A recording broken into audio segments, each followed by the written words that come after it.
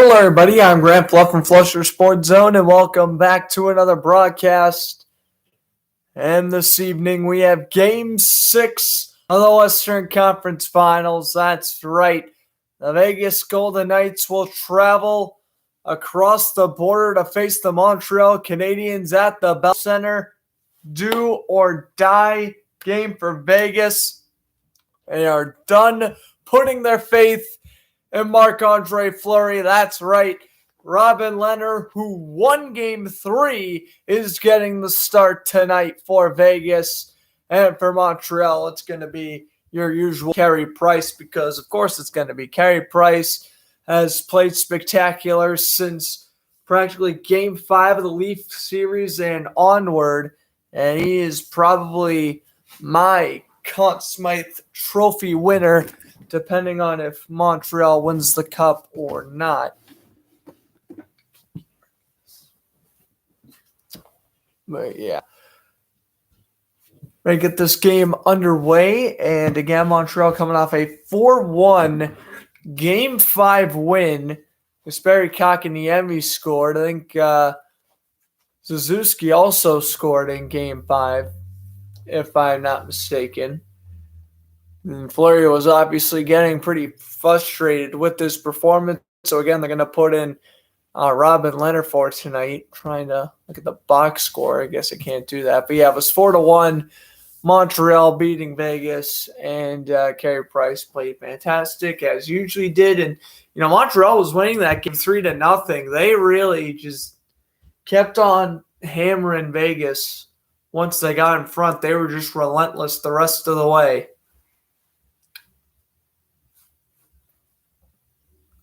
You're going to look outside of Montreal.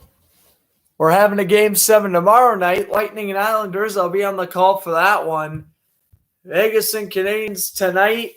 Montreal wins. They make their first Stanley Cup final since 1993, and that was back when they beat the LA Kings in 5 games. Vegas looking to make it to their first Stanley Cup final since they lost to Washington back in 2018, their expansion year.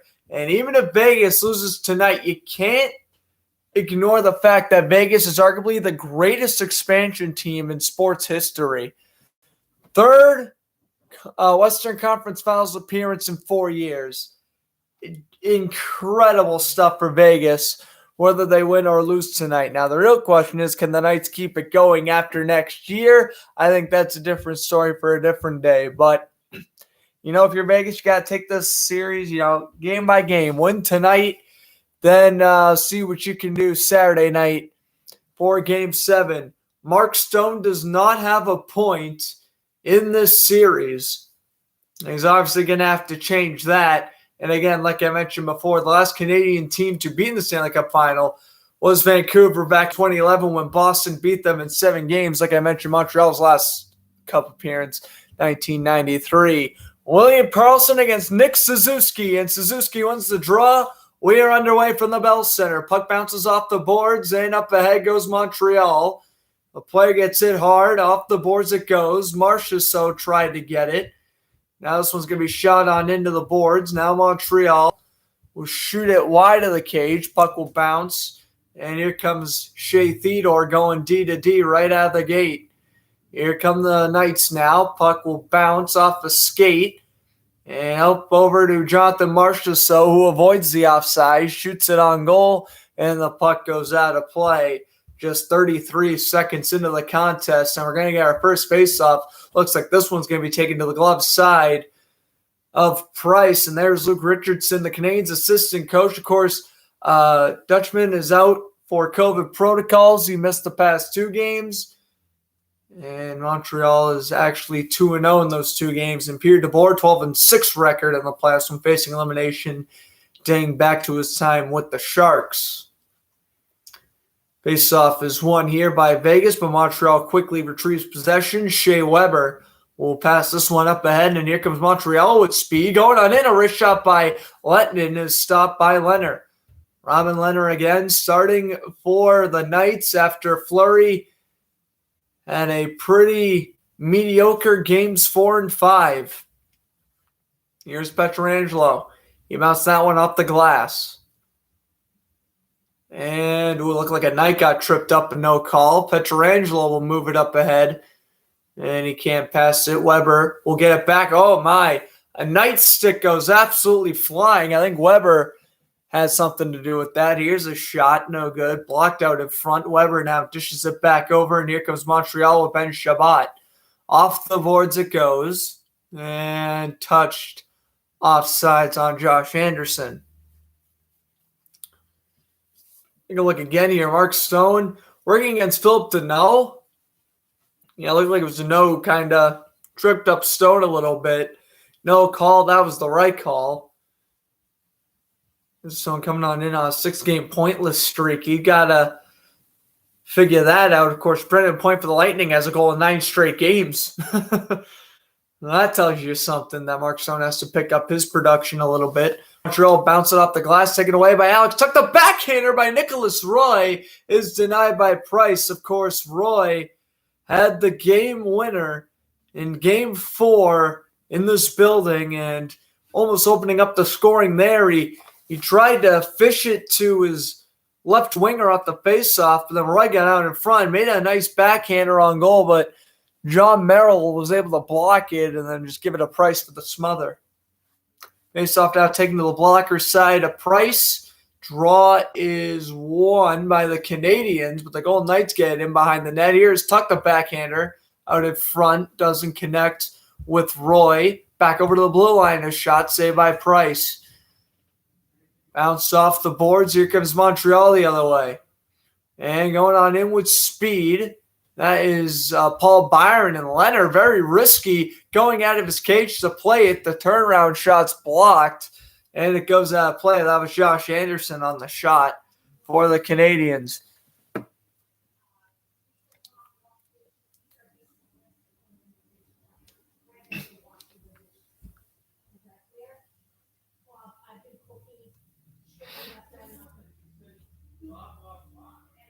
All right. That was a pretty good shot on goal. Yeah, Roy almost tipped it.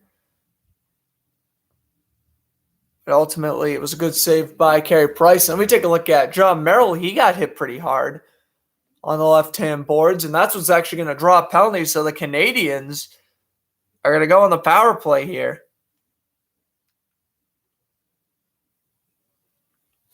So face-off is won by Montreal. Pass down low. Out in front, doesn't connect. Pass off the boards. Flipped into the zone. Now Corey Perry has it. Plays it around. Pietrangelo tries to shoot up ahead. Puck will bounce off the boards. The backhander kept into the zone by Montreal.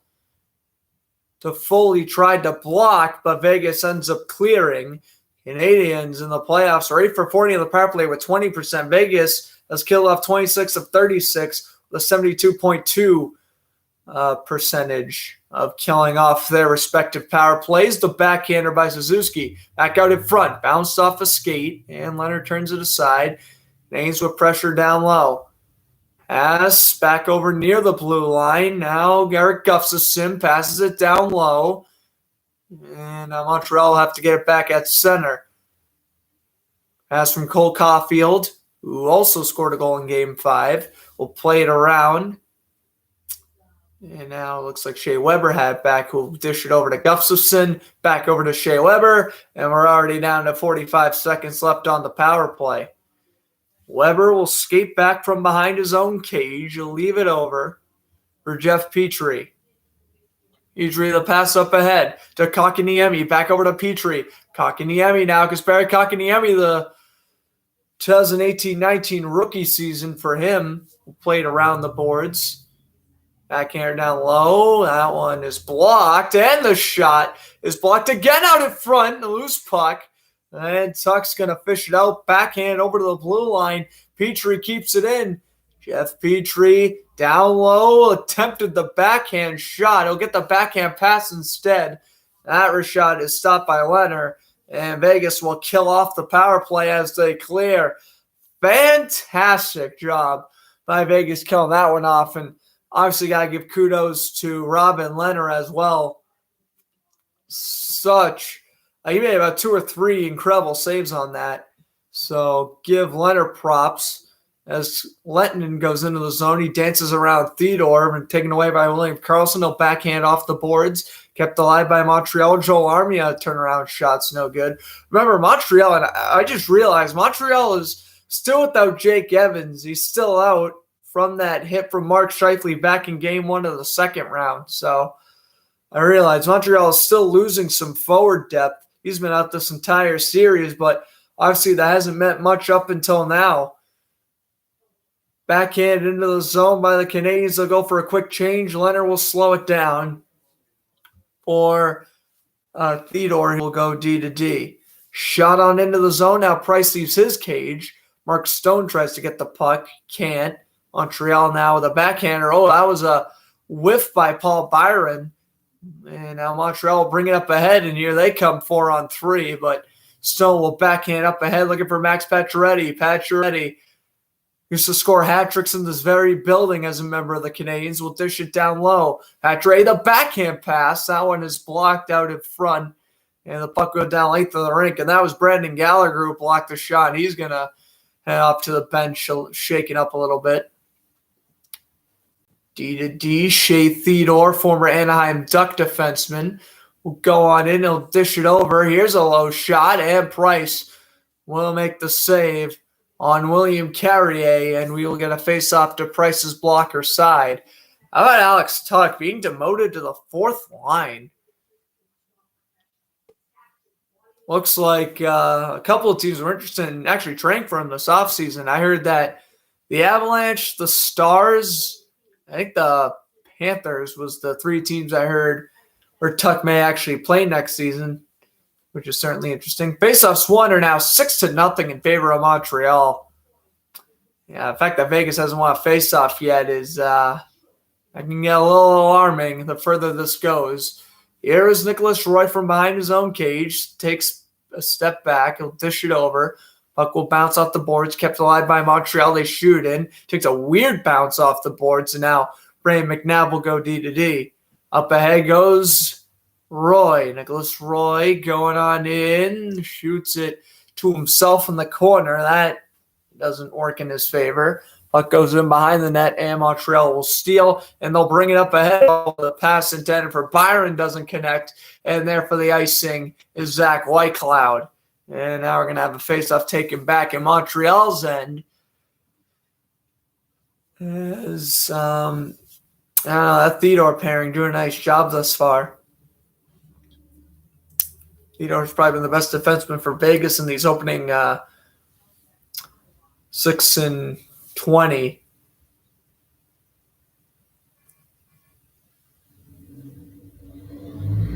Face off. Looks like Marchessault will now take the draw against Tyler Toffoli. How about that? Left winger versus right winger on the face-off. Marchessault wins it, and the shot on goal is smothered by Price, and we will have to do commercial break. Still scoreless at the Bell Center. Vegas have only won about 2 face-offs, but they're doing a good job. Keeping the puck in the zone at least, which is good for them.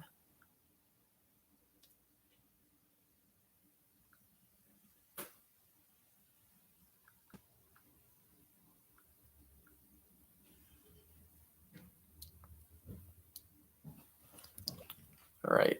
I'm just going where that Blake Lizotte re-signed with the Kings on a 1-year deal worth $800,000. So can't wait to recap that on Power Skate this week, which hopefully we're back to the Wednesday time slot. Let me just get that post going. But yeah, Blake Lizotte, he's pretty good. I like Blake Lizotte a lot. The guy is good. He's got good speed. He's a good, third, fourth liner for a team. I like it. I do. I think this was a pretty smart extension for the Kings to sign Lizotte. Let me just put that here. Kings re-sign Blake Lizotte. A 1-year. Yeah, it's only $800K. It's a pretty good deal. Oh, it's Lizotte. I thought it was Lizotte. It's Lizotte. Okay, well, whatever.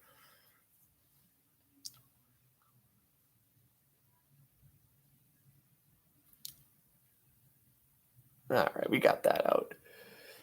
As we head out commercial break. And don't worry, we'll be recapping all the NBA, MLB scores as we go along. That's not what I wanted to do.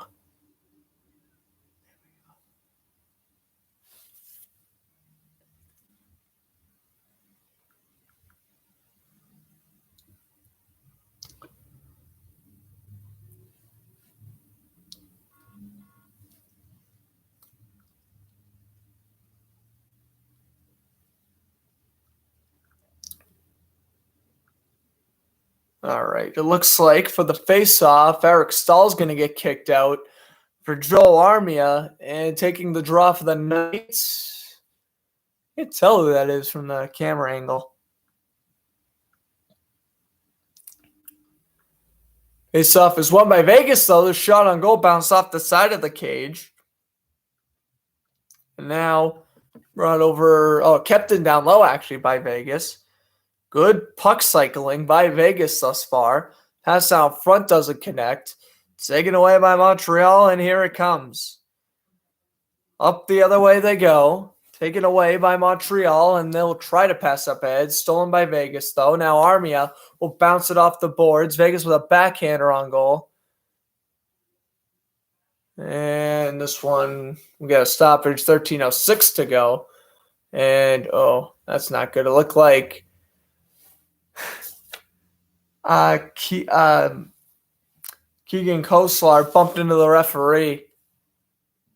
I don't think he likes that, but referees are going to, make an impact on the game at times, especially when they get in the way of the play. So I guess nothing really Vegas can complain about there. As Suzuki loses his balance, here comes Vegas the other way. McNabb will shoot it up ahead. Puck will bounce off Sherbot's glove. Now Marchessault has it. Passes it back over to the blue line. Almost tipped by Riley Smith. Vegas now keeps possession. William Karlsson lost possession. Up ahead, here comes Suzuki. Over to Cole Caulfield. Caulfield's going away. Pass over to Foley. Down low. Suzuki with a good attempt. Liner saw it coming, and now Vegas clears. Are we going to get icing? Yes. What's up, Pedro? Thanks for stopping by. Yeah, I did hear about that. Congrats to TJ. He did a nice job. I heard he did well on his interview, and all the credit to him. He did a good job.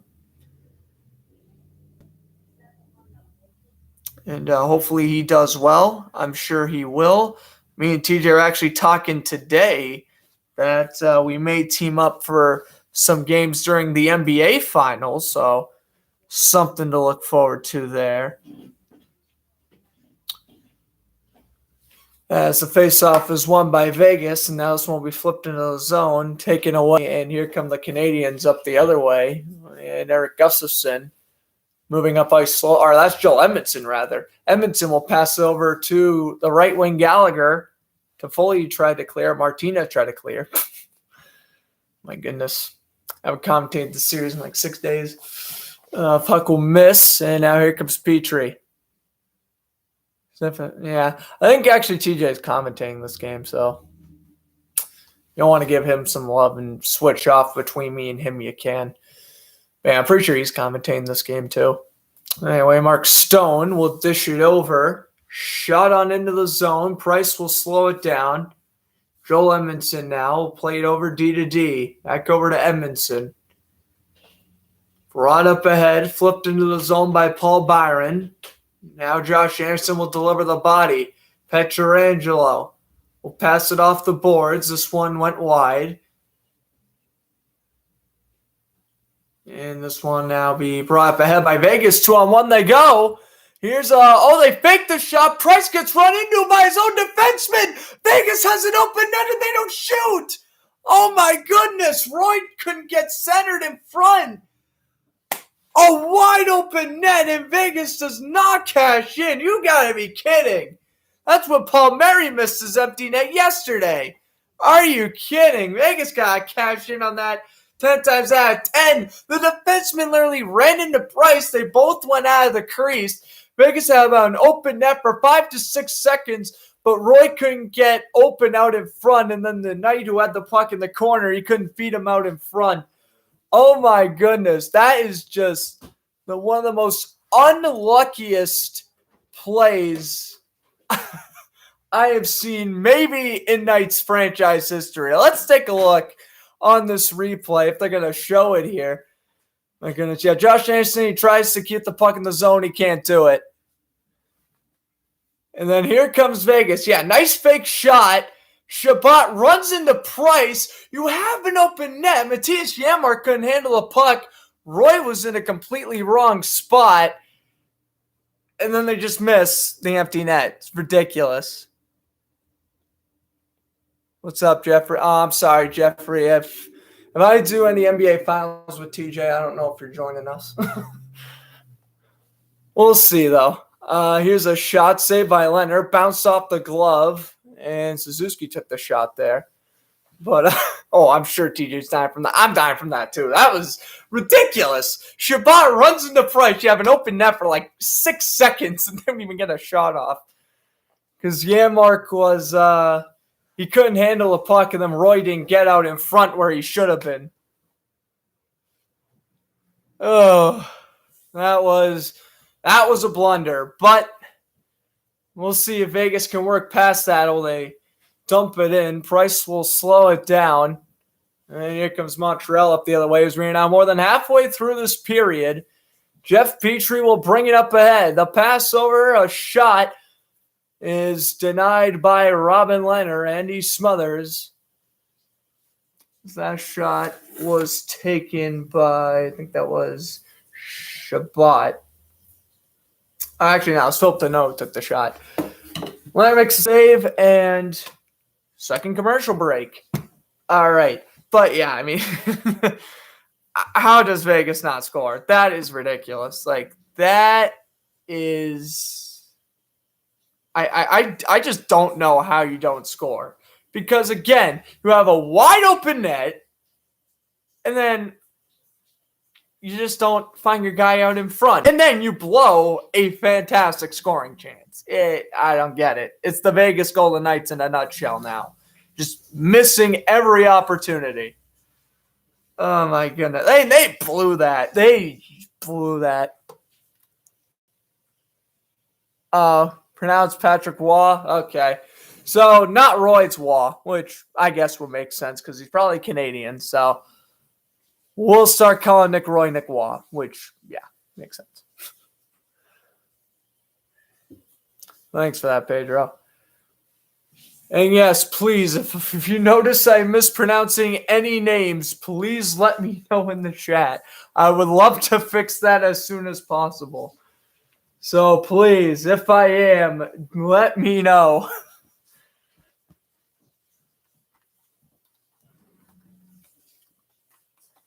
But yeah, in commercial break. Currently a soccer game going on right now. It's 1-0 Paraguay over Chile. And then NBA games don't start until 9. Suns and Clippers game 3. How about that game 2 ender? Last second dunk for the Suns. I honestly feel like if the Suns win tonight, they're probably going to sweep. Which honestly good for the Phoenix Suns. If they make the NBA Finals, I'm proud of them. Oh, he's watching the stream as well. Okay. We'll start calling him Roy. Or Waugh. We'll start calling him Waugh. Speaking of Waugh, that's what Carey Price has to play like for Montreal to advance to the finals, which he's done a good impersonation so far. He's done well. He's won 3 games. Again, I mean, Carey Price has probably been the hottest goalie in the playoffs since Game 5 of the Toronto series. Here comes Anderson. A defenseman slipped. Anderson couldn't get the shot on goal. Oh, my goodness. The defenseman blew a tire, and Josh Anderson almost scored a backhand forehand, but ultimately he didn't get enough power on the shot, and Leonard was able to turn it aside. Here's a wrist shot. That one missed. Now Kotkaniemi down low, lost possession, trying to find Anderson in the corner, taken away by Vegas. And this one is cleared by Janmark, the man who had the blunder for Vegas moments ago. Tuck will shoot it on in. Price will slow it down. And out here is Deneau. Philip Danault will bring it up ahead. Puck will bounce off the boards, and here comes the Knights the other way. Backhander, and looks like Montreal will steal, and Alex Pietrangelo bursts on in. He lost possession, though, and Vegas will now lose possession, and going on in with the wrist shot is Danault. It's blocked. Pietrangelo will shrug off a Canadian in the corner. I believe that was Lehkonen. Now up ahead, here comes Vegas. Pass will bounce off the boards, keeping it in down low. The pass marks Stone. Does it connect? And here's a breakaway for Montreal, or what would have been, but Leonard comes out of his crease and plays it. It looked like there was going to be a near breakaway for the Canadiens there. The pass was intended just a bit too deep, and Leonard comes out of the net and plays it to safety. Montreal, though, still having possession, was actually delayed penalty against the Knights. Here's a shot. That one's blocked. So Montreal going on the power play unless they score here. Edmondson, the backhander. And now it's touched by Vegas. And with 7:24 to go, we are going to see a Montreal power play. Let's take a look here. Let's take a look at Josh Anderson right here. Speeding down the wing. And then Zach Whitecloud was the defenseman who fell. And, oh my goodness, Corey Perry was the Canadian on the recipient on the near breakaway. But again, Leonard came out of his net to play it. So, oh, yeah. Yeah, it's good to see that Jeff Petrie doesn't have as much blood in his eyes. Yeah, he's not looking like a demon tonight, which is good. That was the ongoing joke for the first few games of this series. I remember in Game 3, I'm like, oh, he still has his demon eyes or something. I remember saying that in Game 3. Puck played in down low, played around. Caulfield will dish it over to Toffoli, over to the defenseman. His shot is blocked.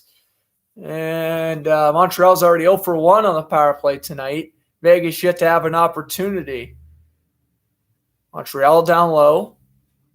In around the boards, and Vegas will steal. William Karlsson will go for the clear, and Vegas will go for a line change. Here's Eric Gustafsson. Acquired from the Flyers at the deadline this year. Will log it up through center. He dishes it over to Gallagher. Gallagher almost gets hit by Stone, and Stone's actually going to steal. Tries to do a fancy dangle, but he can't get around. Looks like that was Kakaniemi. And now the Canadiens will bring it up the other way. Kakaniemi, the back pass over to Kakaniemi. Lost possession. Backhanded into the zone by Vegas. And they'll shoot it in. Price will slow it down for Jeff Petrie. Yeah, looks like he does have less blood in his eyes, but I can't really tell from that angle. Shot on goal is blocked. Now here's Alec Martinez. Former King defenseman will give it up to Weber. He scores! Shea Weber, slap shot goal, and it's 1-0 Montreal. That was an awful giveaway by Alec Martinez. And Montreal cashes in. Power play goal for the captain, acquired back in 2017 from the Predators. Wow. What a shot from Weber there. And again, Martinez just tries to backhand it. Oh, that was, again, just awful backhander. Martinez. Weber's going to cash in. He's going to beat Leonard, blocker side. Good screen out in front by Kakaniemi. And the Canadiens take a 1-0 lead. And look at that. Oh,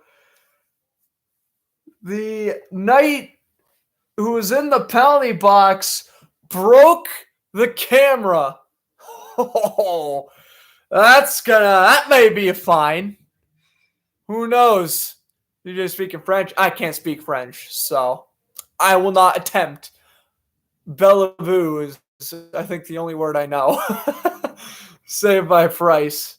5:24 to go. And we're going to head to commercial break. Shea Weber, blocker side on Robin Leonard.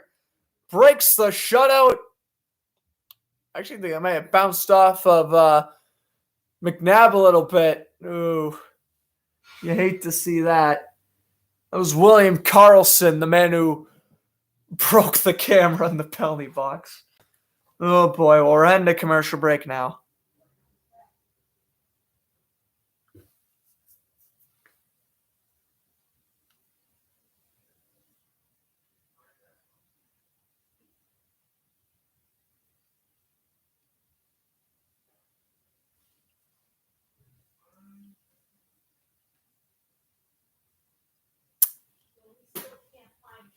Goodness, I mean,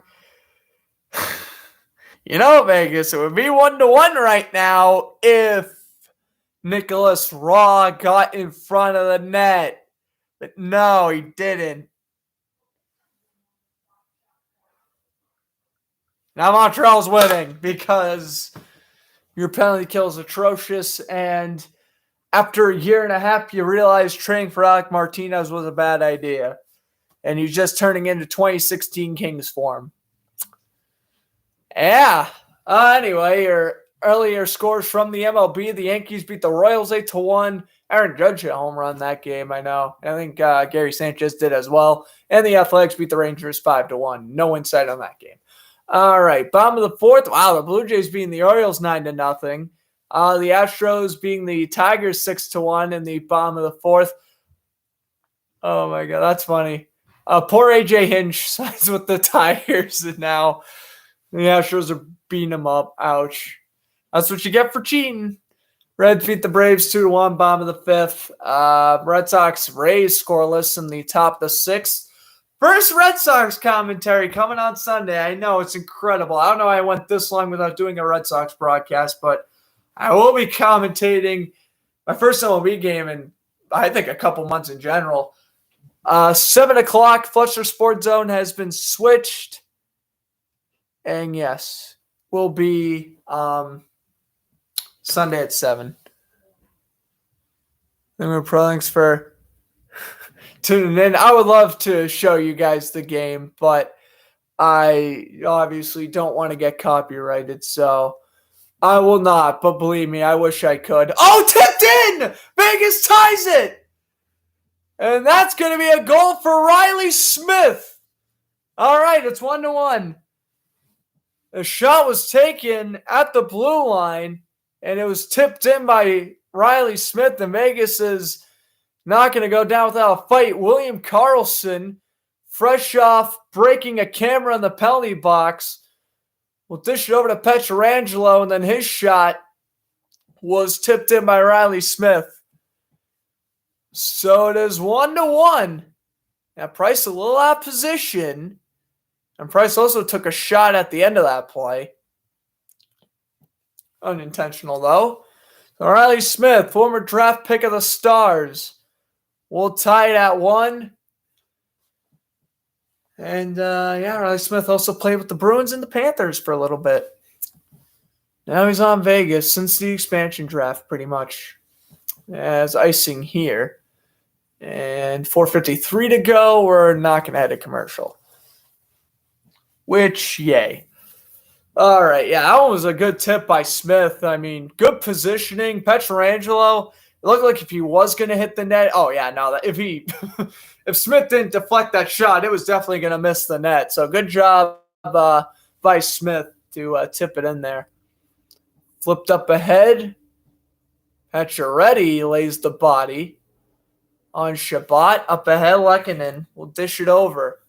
3-on-2 it goes. That shot saved Florini Smothers. 4:37 to go now. Face-off taken to his glove side.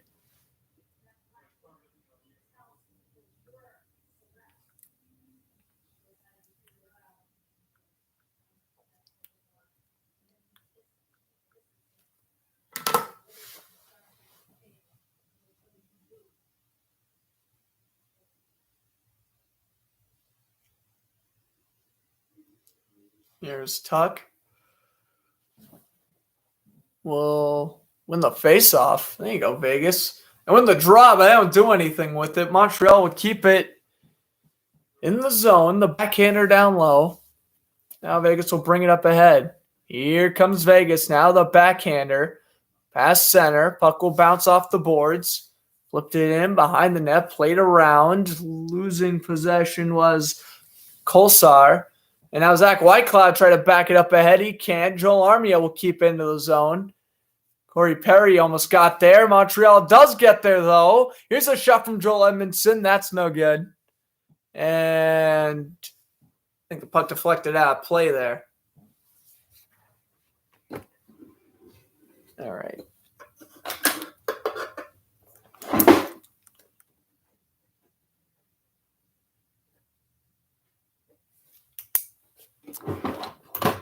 Sure, I didn't have a player on my roster that I had to write down. That's great. All right. Shot attempts 13-12 in favor of Vegas. And now getting kicked out of the face-off circle was the Montreal player. And 4 minutes remaining in this opening period. Paul Byron will take the draw against Waugh, and Waugh will win the draw. Montreal immediately gains possession. Theodore bounce it off the boards. Over to Byron. That shot missed.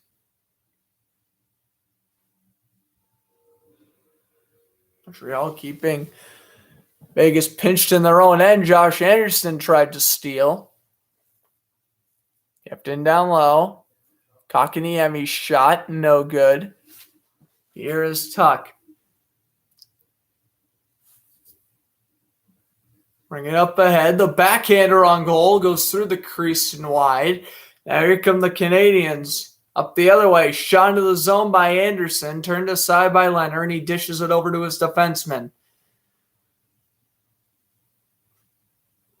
Up ahead now by Pietrangelo, man who got the assist on the latest Vegas goal. Puck will bounce off the boards and out to center. And Pietrangelo will get it back and he'll try to shoot in. But good offense there from Lehkonen, able to block the shot and try to move up ahead. He couldn't, though. Backhander by Carlson. Up ahead of Marchessault. The pass doesn't connect. Kept alive by Martinez at the point. And the pass for Carlson again. Off its mark. Off the boards. Lehkonen lost possession. Shot into the zone. Here is Price. We'll dish it over to his defenseman Weber. 2.5 to go in the opening frame. Weber will circle in his own end. Dishes it over to Shabbat. Puck will bounce off the stick of Mark Stone. And here come the Canadiens now. Toffoli. Dish it over to Shervat. Shabbat. Pass it up ahead. McNabb will steal from Anderson. The backhand. Oh, looked like it was going to be a backhand by Suzuki. A dangerous pass by Vegas in their own end. Theodore is shoved and up ahead. Stone the pass. Back over to Pacioretty. A wrist shot. No good. Missable blocker side. Now here's Tuck. Dishes it back. Get Vegas keeping the puck in the zone. Can't score, though. Here's Pacioretty at center. We'll dish it back. Giveaways 11-5 in favor of Vegas in that category.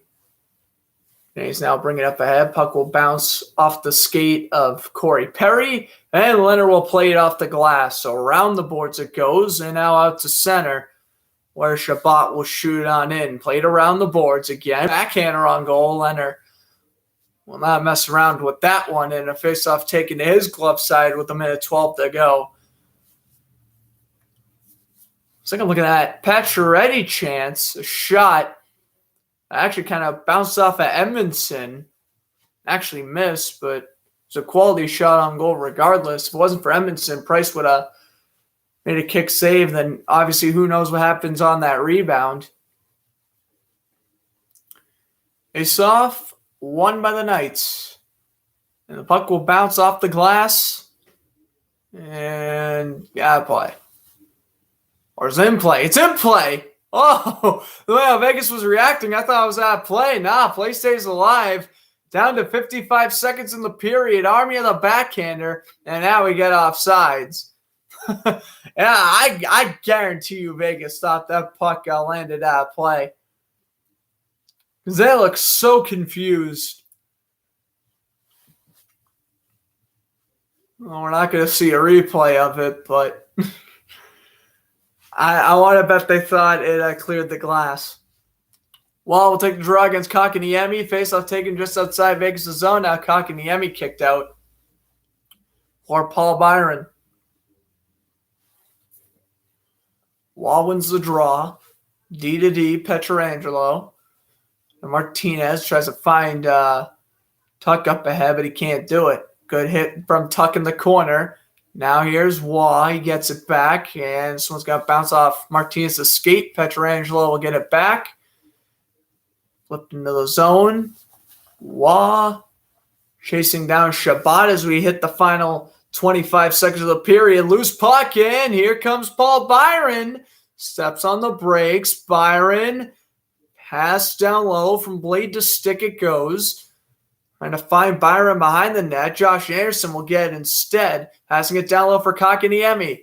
Kakaniemi back over to the blue line. Here's Petrie, a shot. Deflected. Vegas for the final 3 seconds will clear, and we're going to head into the first intermission even at 1 apiece.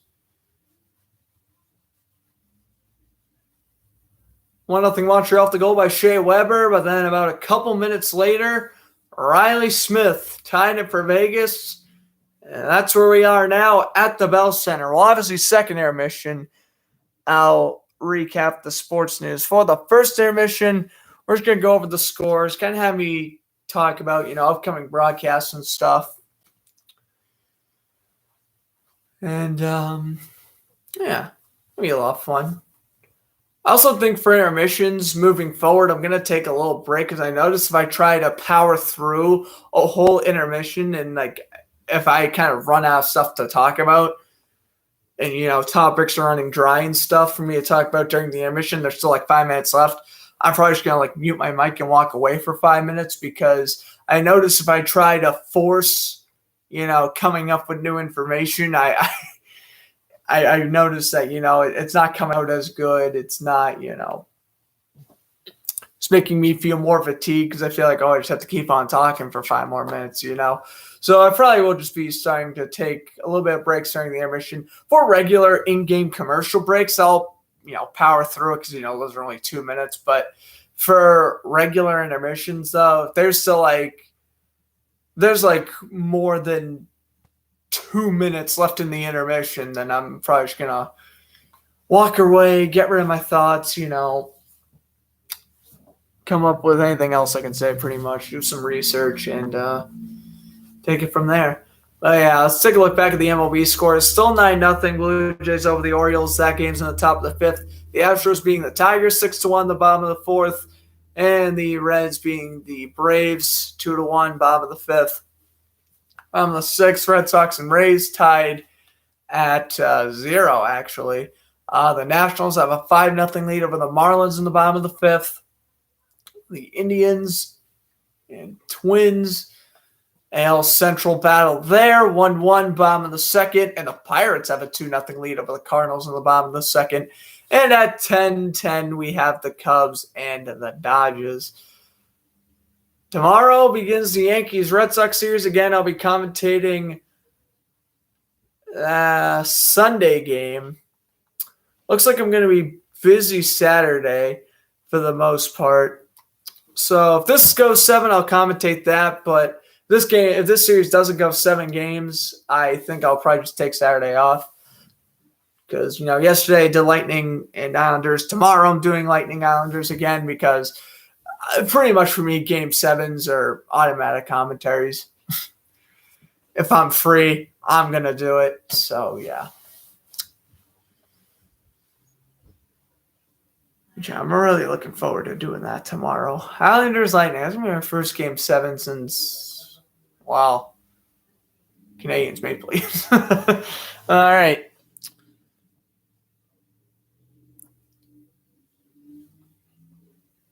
I just hope for Game 7's sake, the Lightning don't win 8-0 again, or the Islanders don't win 8-0. That would kind of stink if it's a blowout. I want a close game, Game 6. How about that comeback, though? Lightning up 2-0. Islanders score 2 goals. They were able to cash in off a giveaway by Victor Hedman in front, and Islanders are going to force Game 7 off the goal by Anthony Beauvillier. So That's interesting for sure. I hope this series goes 7 because, again, we haven't had many game 7s. We have Montreal, Vegas, Montreal, Toronto, Minnesota, Vegas. I'm trying to think if there was another one. I don't know. Obviously, Lightning and Islanders. And yeah, I don't think there was another one. So yeah, the fact that we've only had 2 game 7s, well, now I guess 3 with the Lightning Islanders series, like between the first 3 rounds, that's ridiculous. I want to make a game alert so bad on that. William Karlsson breaks the penalty box camera. I'm not going to, but I want to, because that would be hysterical if I did.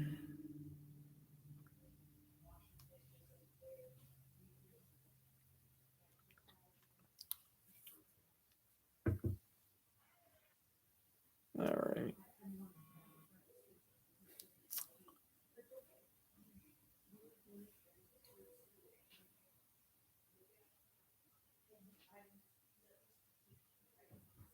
All right.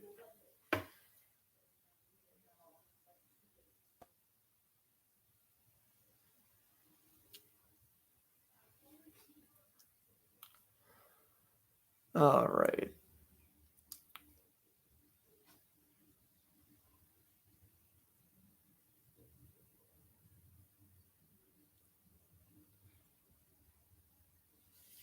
Okay. Was Alex Pietrangelo booked the camera? I thought it was Carlson. I guess it was Pietrangelo.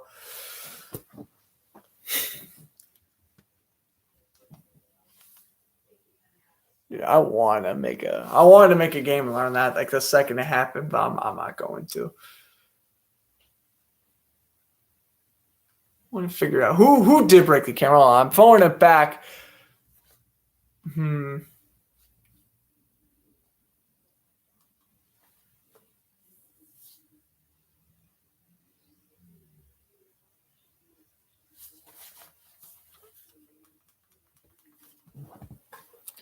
Can't tell. Yeah, I think it was Pietrangelo, actually. Thought I saw the one, but I guess I didn't.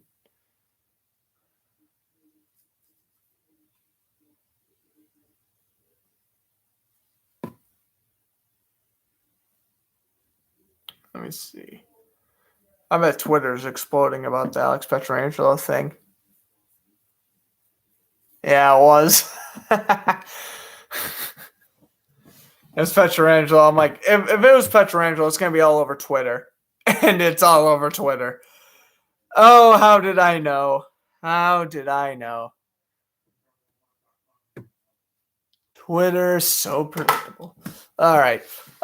So Suns and Clippers is supposed to start now, but because it's the NBA, that game's not going to tip off till about 9:20.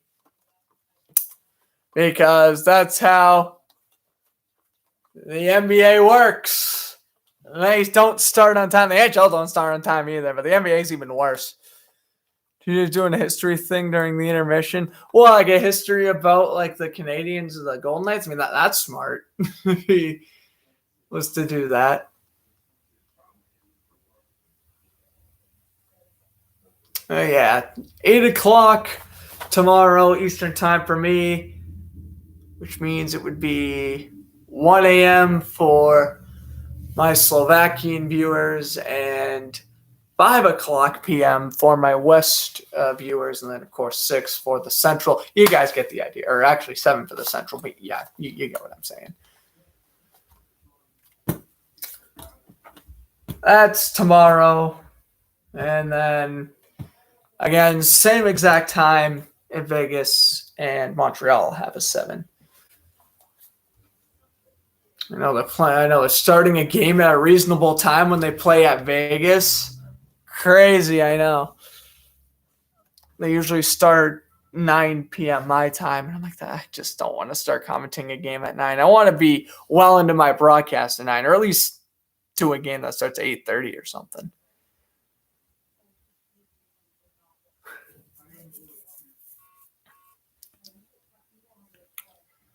Silence phone. There we go. All right.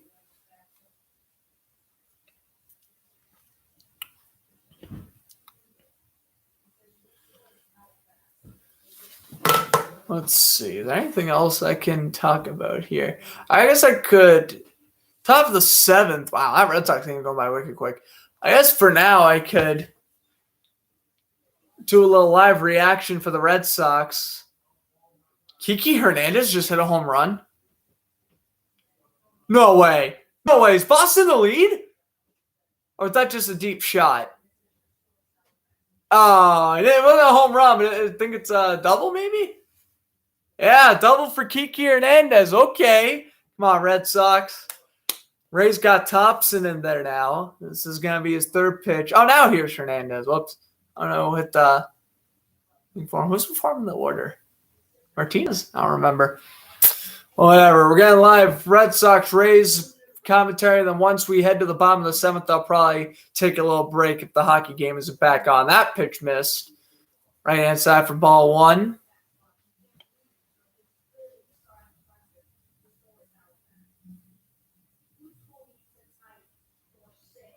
And now Thompson. That's my one thing with baseball. They got to start having pitching clocks. If you take over like 15 seconds to deliver a pitch, it's an automatic ball. This one's hit. Oh, it's going to be a grounder and an out, actually. By the 3rd baseman. Is that Joey Wendell? I believe it's Joey Wendell, the 3rd baseman for Tampa. The heck was that, Kiki? Hit it right to him. Oh, that was actually a great play. There you go. That was Joey Wendell. Good play. So, 1 gone.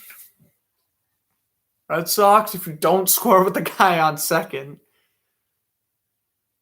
this ain't good. What's the manager doing?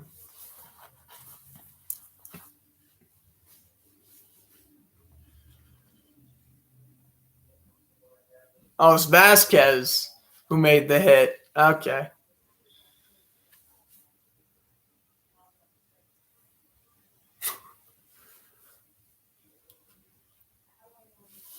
Vasquez now coming up. He has 3 home runs, 29 RBIs. He's 1 for 2. That single was back in the 5th, along with the stolen base. He's a 256 batting average, and he's 647 on base percentage.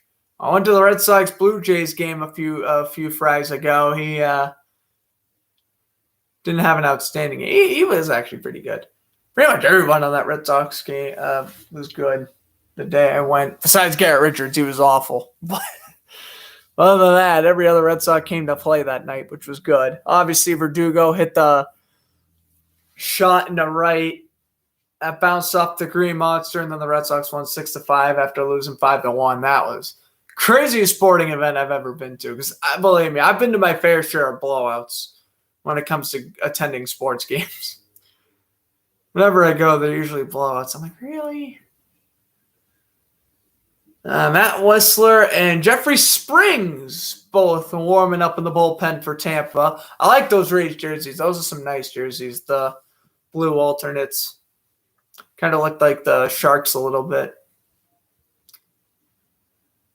Here's a pitch to Vasquez, and that one missed to the left-hand side, ball 1. I think that was 77 miles an hour, that pitch.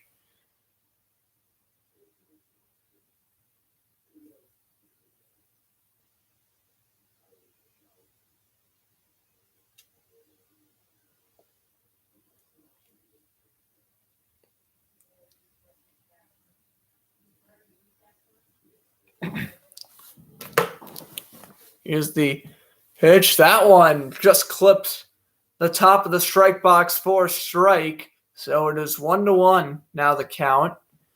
Vasquez, I think, was thinking about hitting at that one for a second, but he elected not to. And honestly, if he did, it was probably going to end up being a foul. So it's probably better off he didn't. Here's Thompson now, 1-1 the count to Vasquez, the Red Sox catcher. Vote him for the All-Star game, baby. We gotta vote everyone for the All-Star game. What's the All-Star game? I think that's 2 weeks from now. Vasquez is actually gonna hit this one over the center fielder. Go home. The throw to the plate's in time. Oh man. The throw to the plate is in time, and Hunter Renfroe is out. And there's 2 outs. I knew the second Renfroe turned for home. I'm like, oh, he's going to get caught. And he did. I would have stayed at third personally. Good throw from Kevin Kiermaier. Yeah, that one fell over the center fielder's head, but good play by Kiermaier, able to throw it back in play. But yeah, I mean, Zimo's going to do, he's going to make that out 10 times out of 10. He's another great catcher. Yep, he just clipped a jersey of Renfroe and is out. Now let's see from the aerial camera. Able to circle third. He's not the fastest player in the world, so I probably wouldn't have went for it. Now the real question is, did he get him? I thought he did.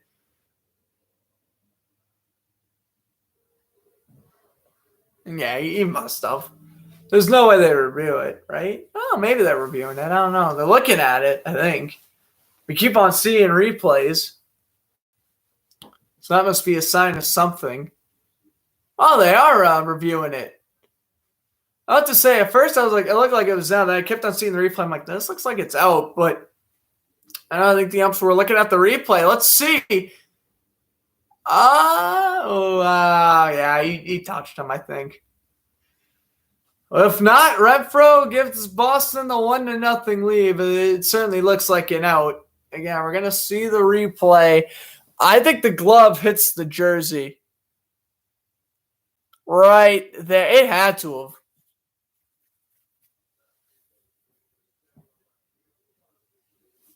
So 2 outs, top of the 7th. Oh, they gotta check the pictures for substances now. So stupid. Rob Manfred, what did you do to baseball? Yeah, you made what's his name? Max Scherzer look like that was ridiculous, dude. The whole Nationals Phillies thing. That was stupid.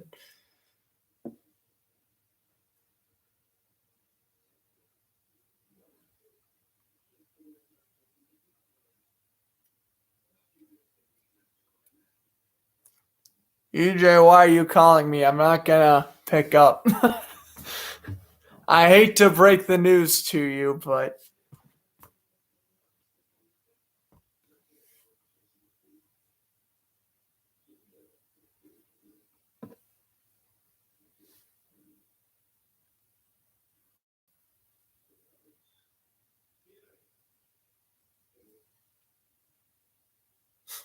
yeah, it was the Max Scherzer. Yeah, they inspected him 3 times. Oh, yeah, the Max Scherzer and Ryan Zimmerman wanted Bryce Harper's hair to be checked.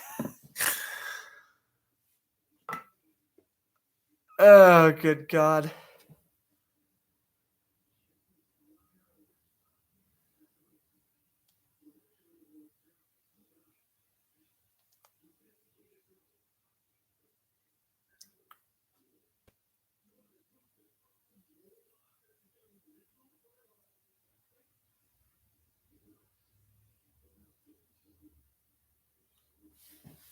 All right, well, that commercial break now. It was Kiermaier. Good throw. I mean, ran the money. Yeah, Renfroe's got to be out. And Alex Cora ain't happy, but you knew that one was pretty close. So now, I mean, Vasquez is still on second. Here comes Matt Whistler. 1-2 record in 26 games. Acquired by the Rays, played on the Giants earlier on. 33 strikeouts to 6 walks. Here comes Marwin Gonzalez. So they pulled the Rays pitcher after what? Like 7 pitches? Oh my God, something like that. Whistler's delivery way up high. 1-0 the count. To Marwin Gonzalez, 2 home runs, 16 RBIs. On base percentage, 274, batting average of .195. 1-0 the count here, Whistler. To deliver. And this one's going to be hit and foul back. Count now 1-1.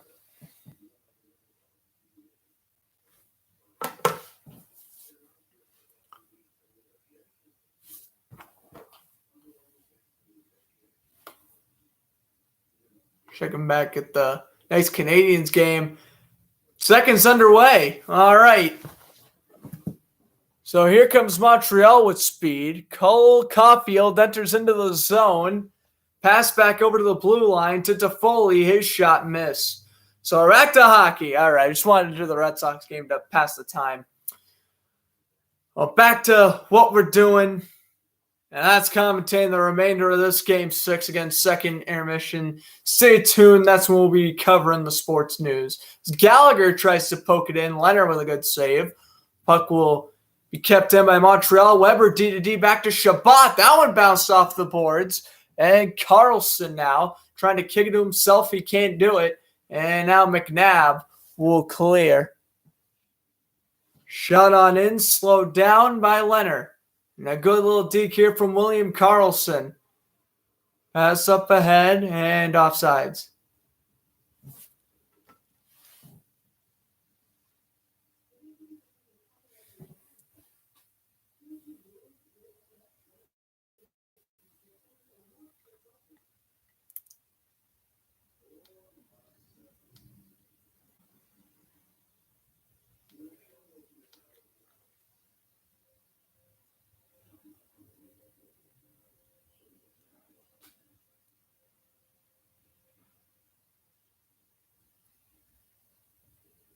All right, face-off one here. And the Knights will keep it in the Canadian zone.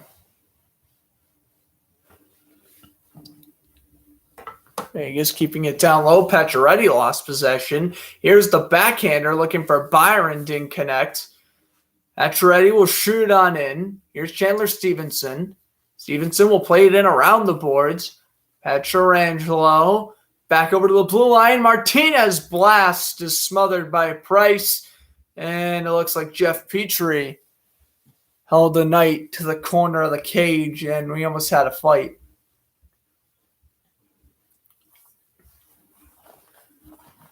Let's take a look here again on the replay. Stevenson will play it around the boards. Yeah, Joel Edmondson trying to play good D. And Pietrangelo will dish it over. Here's a shot. Good save by Price.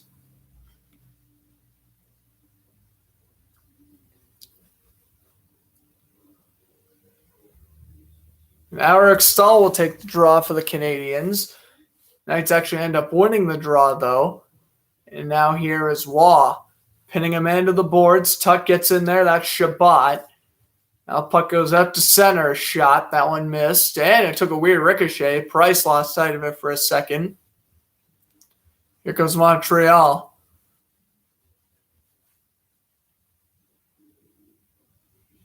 And Corey Perry tried to go on him, but offsides is called.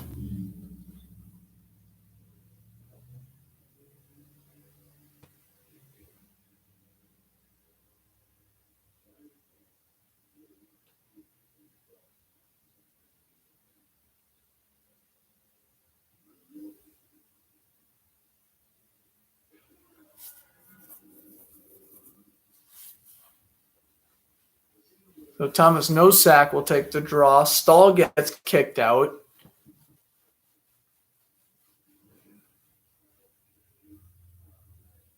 Now the draw is going to be won by Joel Armia.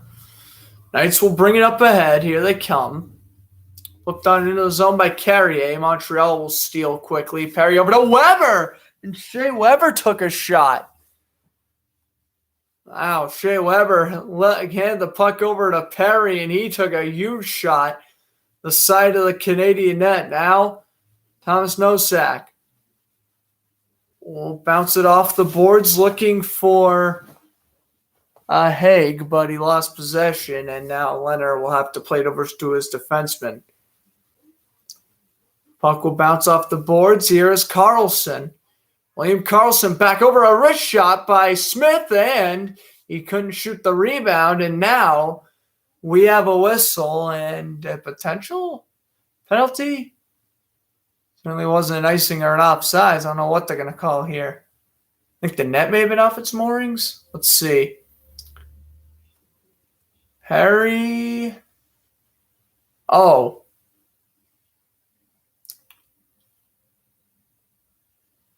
I think they were showing the hit on Weber, but that didn't look like a penalty. And then, because the net got dislodged for a second? No, Vegas on the power play. Why? I would not have a clue. Oh, Toffoli for hooking. Okay. I didn't see the hook, honestly. Kick saved by Leonard. And now Vegas will bring it up ahead with Mark Stone. I didn't see a trip. I saw a potential high stick that could have been called against Vegas, but I did not see a trip on Toffoli.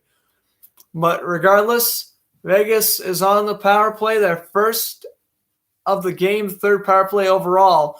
Marchessault will dish it over. A shot saved by Price. Shabbat. Losing possession. Mark Stone over to the blue line. Good chance for Marchessault. He doesn't take the shot, though. Marchessault waits. Back over to the blue line. Back to Marchessault. Wrist shot's no good. Goes back over to Pietrangelo. His blast missed. Puck will bounce off the glass. Carlson to Pietrangelo, the one-timer by Pacioretty is stopped by Price, and now Montreal clears. Canadiens have not allowed a power play goal in the last 28 penalty kills. They are 41 for 44 the penalty kills this playoffs, and the Knights are only 4 for 41. Best penalty kill against probably one of the worst power plays up to this point. I think Vegas is actually the worst power play. Other than the Islanders. I don't know. I think the Islanders have a good power play if I remember correctly. I don't know. Anyway, Vegas now down to the final 20 seconds of the power play will bring it up ahead. Riley Smith pinned to the boards by Weber. Tuck tries to get it. He can't. Canadiens clear. This is going to pretty much leave Vegas one last hope on this power play. Down to the final 5. They're probably not even going to get that chance. Moving it up ahead. Shea Theodore avoiding the offsides. Fishing it down low for Smith. Back over to Theodore. Theodore's going to wait. Pass down low to Riley. Now Tuck to Theodore. The pass doesn't connect. And now here comes Suzuki with speed. 2-on-1. He's got Lennon and he doesn't pass it. He takes a shot. Save Leonard. Rebound. Leonard's down in the crease. And Toffoli can't take the backhand shot. And now we get a whistle. I don't know why Suzuki didn't pass it to Lennon there. But Montreal's going on the power play, so it does work to their advantage, I guess. Let's take a look here again on the replay. Why was there a penalty? A trip, maybe? Or too many men? 5. Too many men.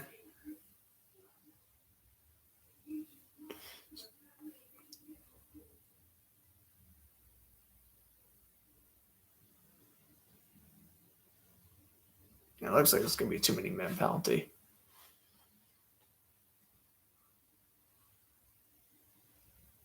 So I certainly didn't see anything that would be called other than that, and I thought I counted 6 on the night.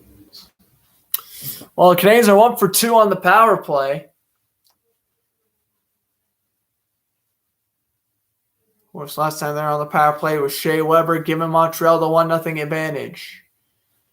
Shot into the zone. Puck will bounce off the boards right to the Canadian, but Leonard makes an incredible stop. He was right there covering the post. Cole Caulfield with the shot. I mean, that's just the speed of the rookie. Just take the shot on goal. A good save by Leonard. Look at Caulfield. Moving in up that left wing and takes a great shot on goal as the puck ricocheted off the boards. And that's also how you beat icings. Great speed by the kid out of Wisconsin. And now Carlson may get kicked out of this face-off. He won't. Take it against Kakaniemi. Carlson wins the draw. Vegas tries to clear. They can't. Petrie down low. Here's a pass. Oh, they had Anderson wide open, but it bounced off a nightstick, so it didn't get to him. Weber, down low for Gallagher. Backhand around the boards. Back over to Kakaniemi. Back down low. Kakaniemi gets it back, trying to find Petrie. Weber, pass down low for Anderson. Doesn't connect. And cleared by Vegas. Down to the final minute of the power play for Montreal here. Petrie will dish it over to the left wing. Up ahead goes Kakaniemi with speed. Lost the puck. So shoots it into the zone. McNabb lost possession, and Gallagher will backhand around the boards. Petrie delivers a good hit. Now here comes Mark Stone. Stone goes on in and couldn't make the play, and now Carey Price will slow it down. Petrie. Take a circle from his own end.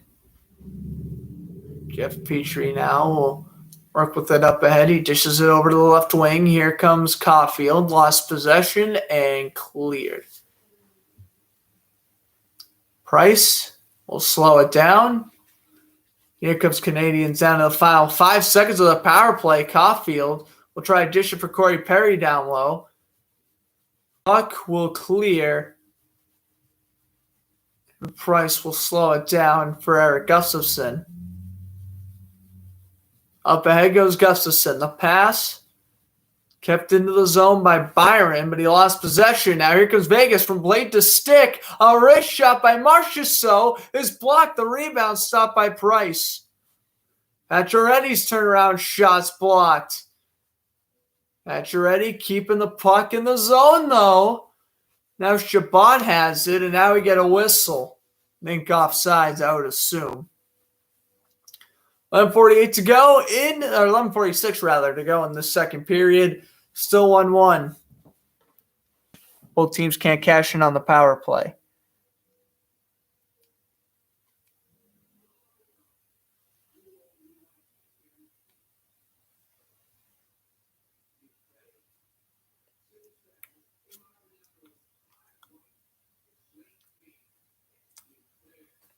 Okay.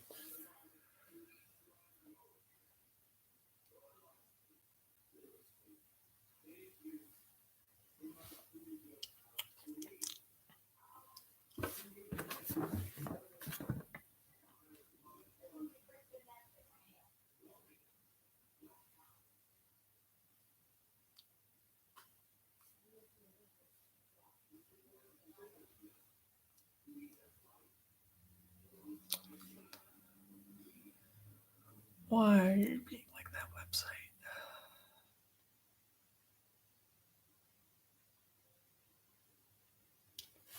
All right. 2-0 now, Paraguay over Chile. Clippers leading the Suns 18-15, and it's bottom of the seventh, still scoreless Red Sox Rays. Really, Boston didn't score. They didn't get Vasquez home from second. Are you kidding? Nationals now beating the Marlins 6-0, top of the seventh. I got a word from a Marlins fan that Floyd Mayweather was in attendance for the Marlins Nationals game, and well, I'll tell you one thing. He certainly didn't pick the right game to go to, because that one looks like an absolute sleeper. The exact opposite here at the Bell Center.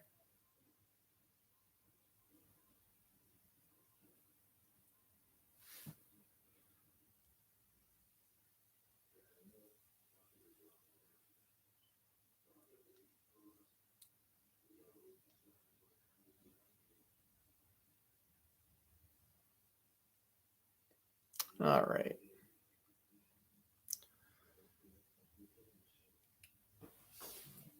Face off is won by Montreal. Up ahead they go with the with a little spin move, pinned to the boards. Outplayed around. Here comes Pietrangelo. Up ahead with it now. Chandler Stevenson. He dishes it over. A wrist shot by Pacioretty is stopped by Price. 11:23 to go now in the second. Still 1-1. Good pass from Chandler Stevenson. Chandler Stevenson, I mean, how about him playing first line minutes? He's definitely played well. I mean, former Washington Capital, of course. Can't forget that. But yeah, no, he's actually been playing well with Vegas this year. 35 points in 51 games. He finally broke out, which honestly, good for him. It was about time he did. He was never going to get past the second line in Washington. So goes to Vegas, and I mean, I think it's absolutely nuts that they demoted William Karlsson down to the second line. But at the same time, if you're getting better production on the first two lines now, plus you still have Karlsson with Smith and Marcia, so makes sense. I mean, yeah, me personally, I'd have William Karlsson on the first line, but again, if your first line center is producing 35 points in 51 games, that's not awful, especially for someone like Stevenson who's still in his 20s. Well, mid-20s. Karlsson, I think, is in his late 20s. Anyway, Karlsson line actually out right now for Vegas as the faceoff is taken to the glove side of Robin Lehner. 18-12. Faceoffs won in favor of Vegas. Now make that 19-12. As up ahead, here comes the Knights. The pass doesn't connect. Shot into the zone by Caulfield. That one missed. Karlsson, by the way, has won 15 of 18 faceoffs tonight. Impressive stat for him. Brought up ahead. Caulfield going on in. Works around and scores glove side. Cole Caulfield, the rookie, gives Montreal the 2-1 lead. This guy's speed is ridiculous. He's unmatched. And he scores glove side, making it 2-1. Not much Robin Lehner can do there. It's not the greatest defense right here. Let's take a look at the replay. Long pass. Brayden McNabb. Oh, yeah, McNabb's not going to stand a chance. If it was Pietrangelo or Shea Theodore, maybe. Not Caulfield. Puck will bounce off a Caulfield stick. And look at this speed. Works around McNabb like he's just sitting there. And he beats Lehner glove side with a fantastic wrist shot. 2-1. The Canadiens lead as we approach the halfway mark of regulation. Waugh gets hit behind the net. Now Vegas, though, still has the puck in the Canadian zone. Here's a low shot, tipped and wide. Here's back to speaking French. I'm sure he is. Again, will not be speaking French on the stream because I just simply don't know how. But yes, I expect nothing less. Here's Waugh now. Dishing it back over and missed the pass. And Byron going to go on in. He splits between Whitecloud and Haag, but he doesn't really do anything with it. And now Tuck will shoot on goal. The Knights trying to avoid back-to-back Western Conference final losses. They have about 29 minutes and 25 seconds of regulation to tie this thing up. Cole Caulfield, third of the series for the rookie out of Wisconsin, the number one prospect, getting stuff done, and it's 2-1 Canadiens.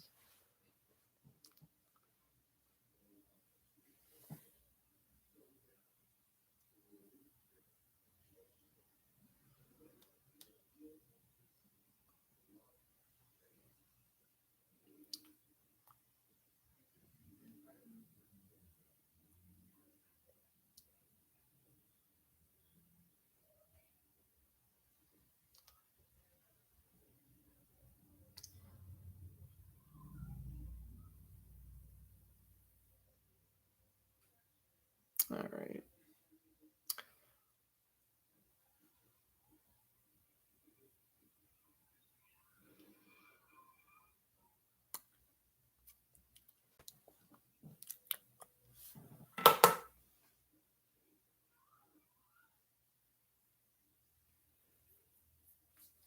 Loving that. Thanks for stopping by. I mean, yeah. Y'all want to watch TJ? Don't worry. I ain't going to get mad or nothing. But, yeah. I'm sure if TJ wanted me or us to see something, he'll go back and screen record it later. If you want to say what TJ doing in the chat, I personally don't mind, but I don't know. I know you guys probably want TJ to come back on the channel. Don't worry. We were talking today. We might do we might do an NBA Finals game together. So you'll see him then. I think I'll also try to get him on Fletcher Sports Zone for the first week of July. Slowly but surely, gradually making his way back in the picture. Also, it's 5-1 Pirates now with the Cardinals. Really? What are the Cardinals doing?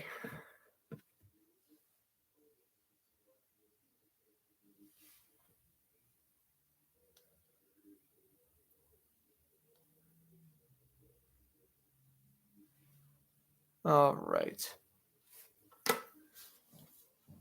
Flipped into the zone by Shea Theodore as we are back underway at the Bell Center. 9 minutes to go in the second. Army on the backhand for Nosak. His shot actually stopped by Price. Almost trickled by him. There's Montreal, and now we have a penalty coming up. I think. Eric Stahl is saying something to the officials. Let's see. What we got here? That's going to be a hook. Stahl on Kolsar. So I'll probably call a hook or a slash.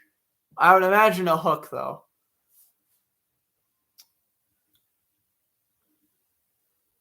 It is going to be a hook on Stahl. So Knights back on the power play. They're second of the period.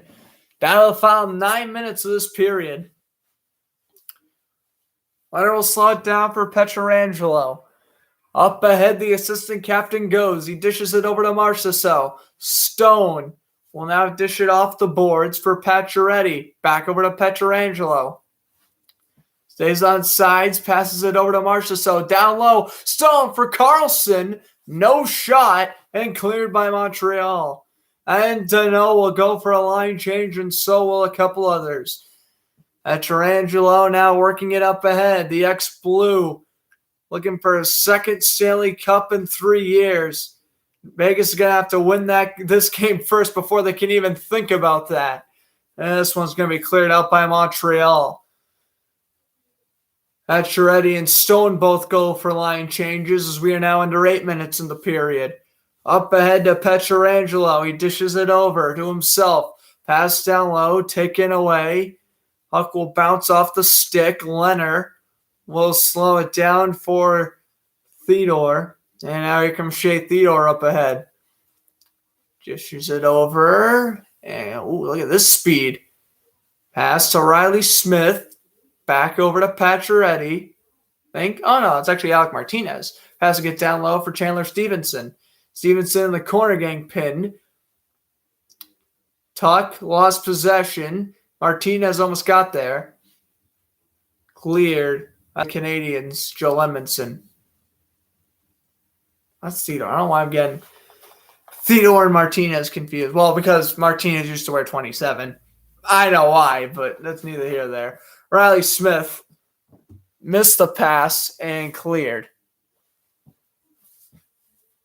Leonard will bounce it off the boards, and he gave it up.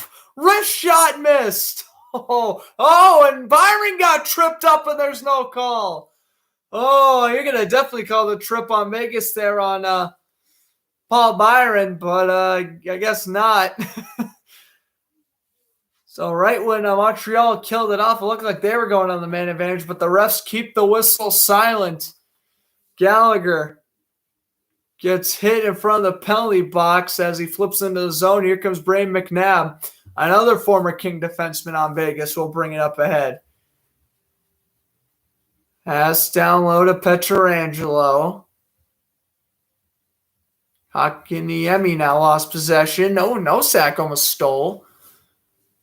Now Raw, back to the blue line. Petrangelo's blast off the boards. Price makes the stop on Nosek. And now the puck will bounce out of play. 6:01 to go in the second. Stone, the good pass for Carlson. It was actually blocked, it looked like, by Lehkonen. And Montreal with a good clear, and that's what began the downfall on the power play attempt for Vegas. And then Leonard, I mean, what was he doing? Bounced the puck off the boards for Pietrangelo, and then Philip Deneau just stole it and had a scoring chance. Granted, the puck missed the net, but I still think that's a scoring chance. His off is won by Vegas, and Theodore will dish it back. Or that's Martinez. Goodness. Off the boards it goes, and now Montreal will just bring it up ahead. Stolen by Vegas. Backhand into the zone. Price will slow it down. Price leaves it around for Theodore. Pass for, oh, look at that shove. Having none of Philip Deneau. Martinez, the pass saved by Price. I think the pass, it was initially going to be a pass, that ended up being a shot. Price made a dandy pad save. Fired around the boards, Joel Edmondson. Brought up ahead, shot into the zone. Puck playing around. Montreal's getting a little bit antsy, the crowd, I think. As we approach 5 minutes in this period. Leonard comes out of his crease, bounces off the boards, and another giveaway for Leonard. Again, they don't get the shot off, but what is Robin Leonard doing? He got to just stay in his crease. He's making way too many dangerous passes. The pass for Pacioretty doesn't connect. Montreal will get it back. Weber will try to play it off the boards. He can't. This one cleared. I'll go down length of the rink for an icing. Yes, Pietrangelo is there. 4:35 to go in the second. And Martinez actually was a pass. William Karlsson took the shot. Karlsson, oh yeah, he was hiding behind two Canadian players. It's like the Montreal defenders were trying to block Price's view. Luckily for him, that didn't backfire. And now here come the Canadiens again. Caulfield, you never know what he's going to do up that right wing. We'll have to wait and see. Does he have another goal left in him? Played around by Shabbat. Off the boards it goes. Here comes Montreal. Toffoli lost possession. Now here comes Vegas. Lost possession again. The backhander on goal is out of play. 4:03 to go. Last commercial break of the period. Carey Price is playing like an absolute stud right now. 4:03 to go. We're heading to commercial break.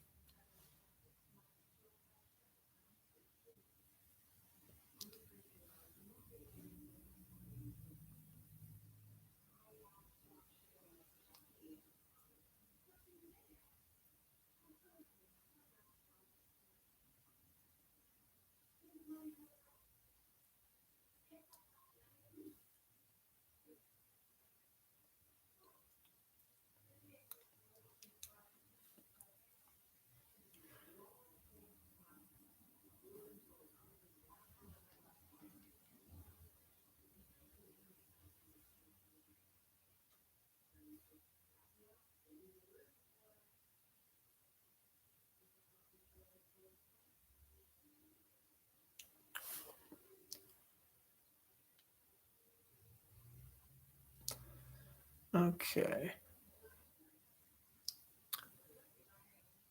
Still imagine it's scoreless between the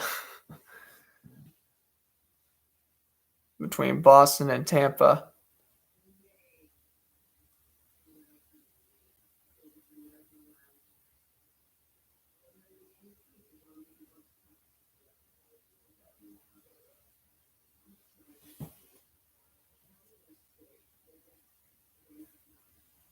All right.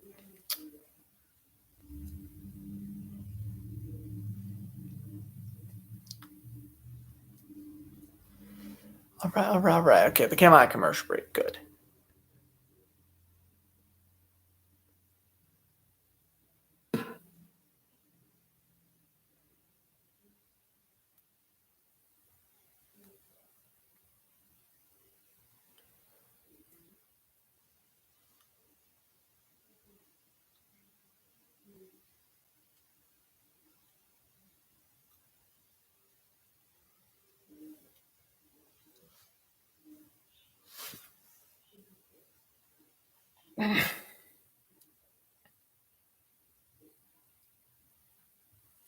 Okay. Down to the final 4 minutes of the period. Price will smell that one as we head out of commercial break. One of my viewers literally watching me outside on her porch in the middle of a lightning storm. Y'all are crazy. Okay, well, Zach Whitecloud shot off the glass, and I don't know why the refs called the stoppage there. Didn't go out of play. Oh, because Price might have, that was why. All right, face off, taken to the glove side here. I think Waugh's taking the draw, and he wins the draw. Shea Theodore moving on in. Theodore's shot blocked and missed. Cleared out by Montreal. Now Theodore lost possession. Here comes Corey Perry. Perry tried to do a dangle. Oh, but Armia shot. Good blocker stop by Leonard. Price tried to do a little toe drag. He completely whiffed on it, but then Armia took a rocket of a shot. And Leonard was able to save, but yeah.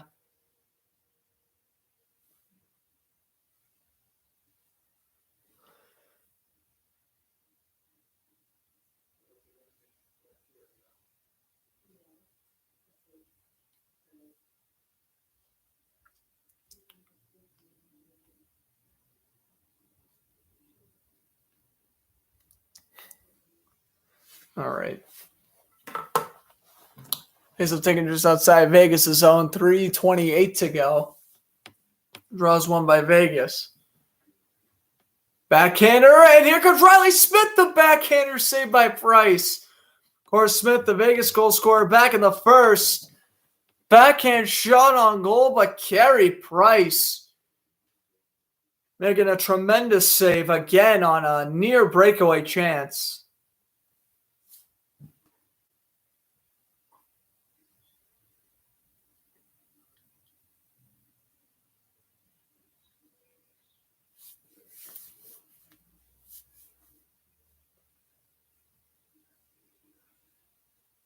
Carlson now kicked out of the draw.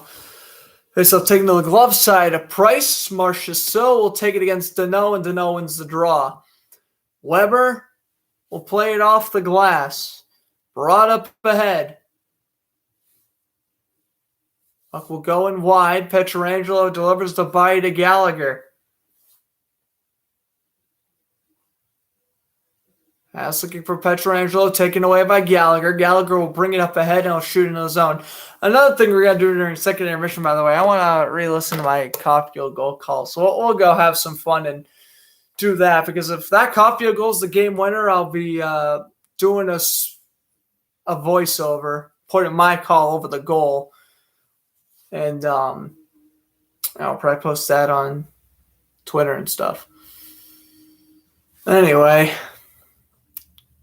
here comes the Canadiens. Josh Anderson will backhand in down low. Taken away. Back over. A shot. No good. Now here's Anderson. Puck played in. Off the boards. And this one is cleared. And Montreal will keep it alive. Future goes D to D to Joel Edmondson.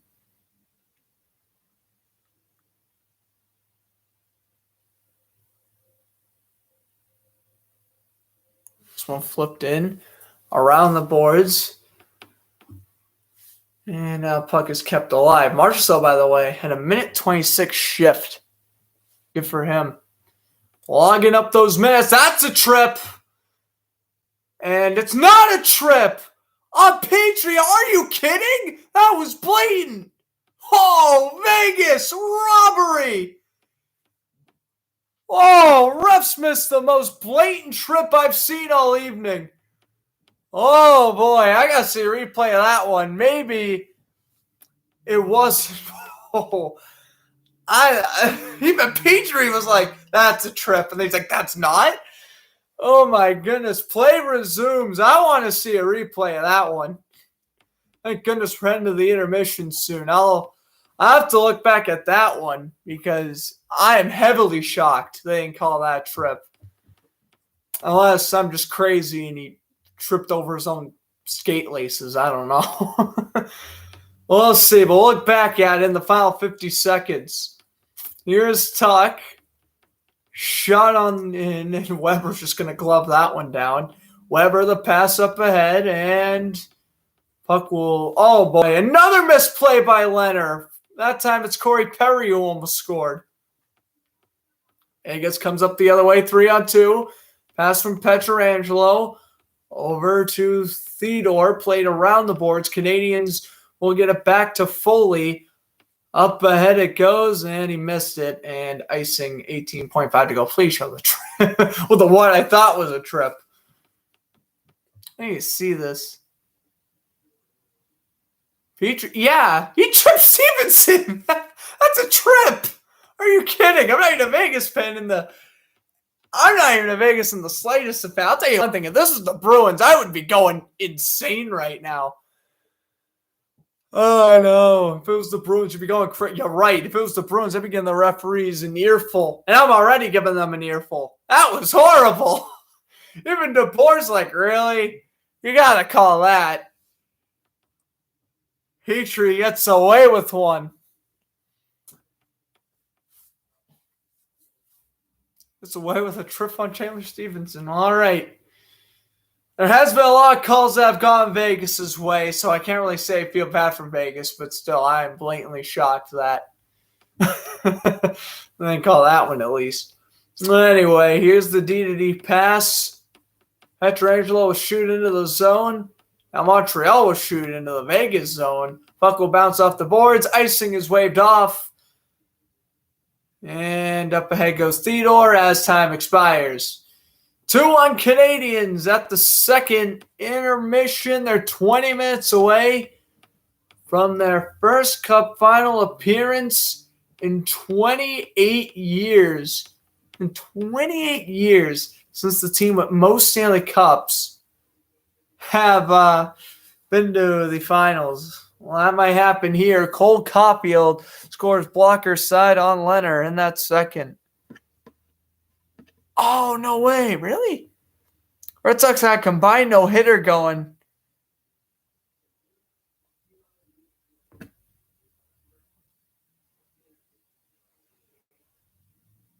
Oh, thanks, Sean, for tuning in. He hasn't commented, but he just told me he was watching, so appreciate you stopping by.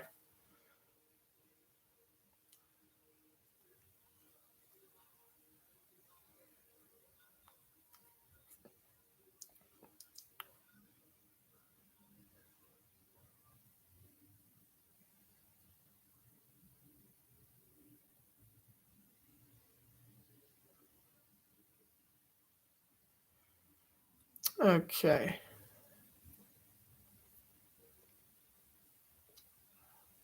Man, a combined no-hitter going? They blew it?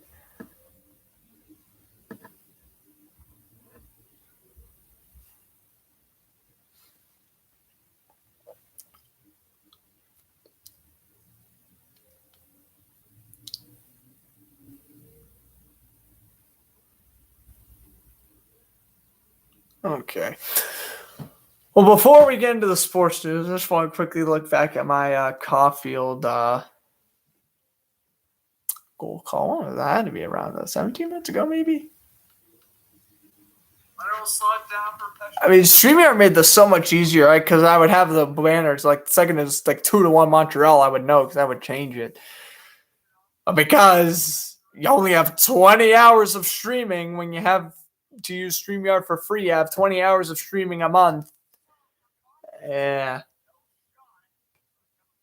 Kind of stinks.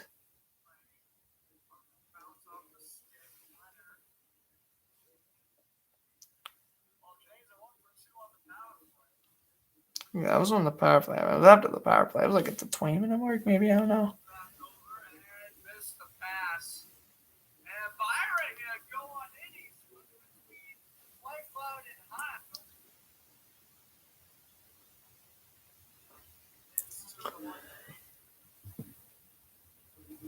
Wait, here it is. Oh, here it is. I think.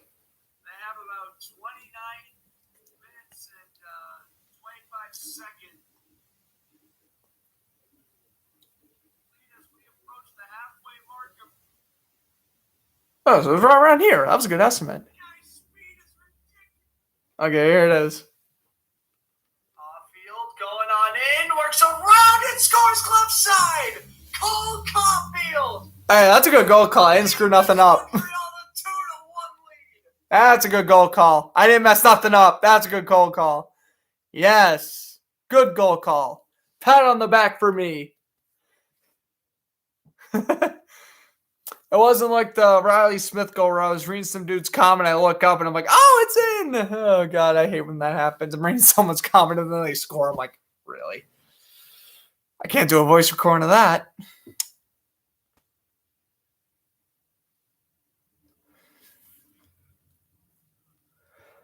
All right, well, now again to the sports news.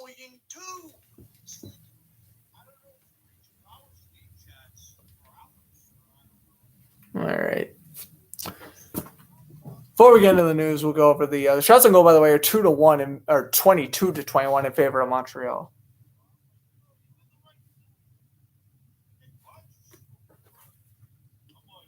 Paraguay beating Chile 2-0. In the 94th minute, the Clippers have a 29-26 lead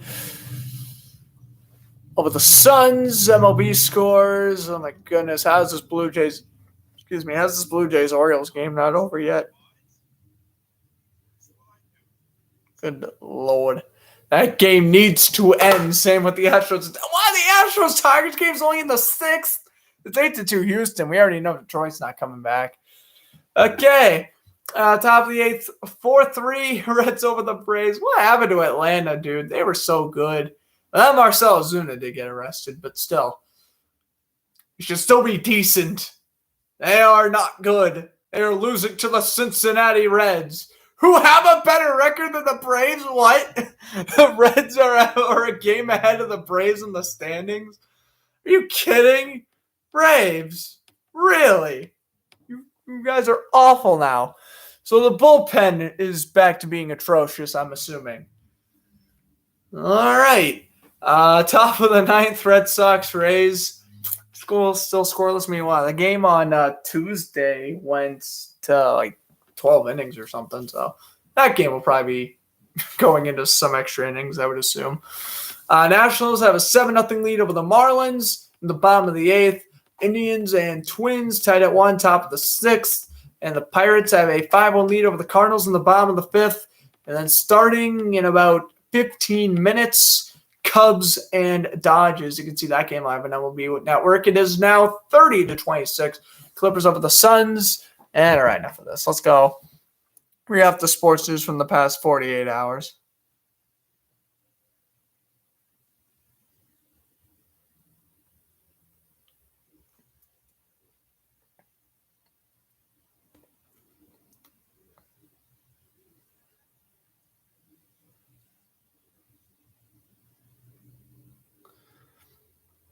So, we get to the news that happened yesterday, and then we'll get to the news that happened today. So, yesterday, NHL defenseman Carl Gutterson retired at age 34. Of course, former member of the Maple Leafs and the Blues, had 138 regular season points and 629 regular season games. He was a pretty good defenseman, always kind of a third pairing. I mean, I guess in Toronto, he was like a first pairing for a little bit.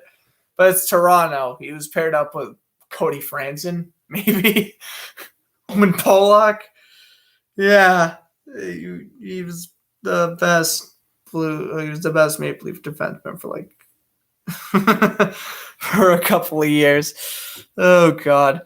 Hall of Fame sports broadcaster Pat Foley will retire following the 2021-2022 NHL season. This should be Foley's 39th year working in the booth with the Blackhawks. Yeah, he's one of my many sports broadcasting inspirations. I wish him the best of luck on retirement, and hopefully the Blackhawks do well.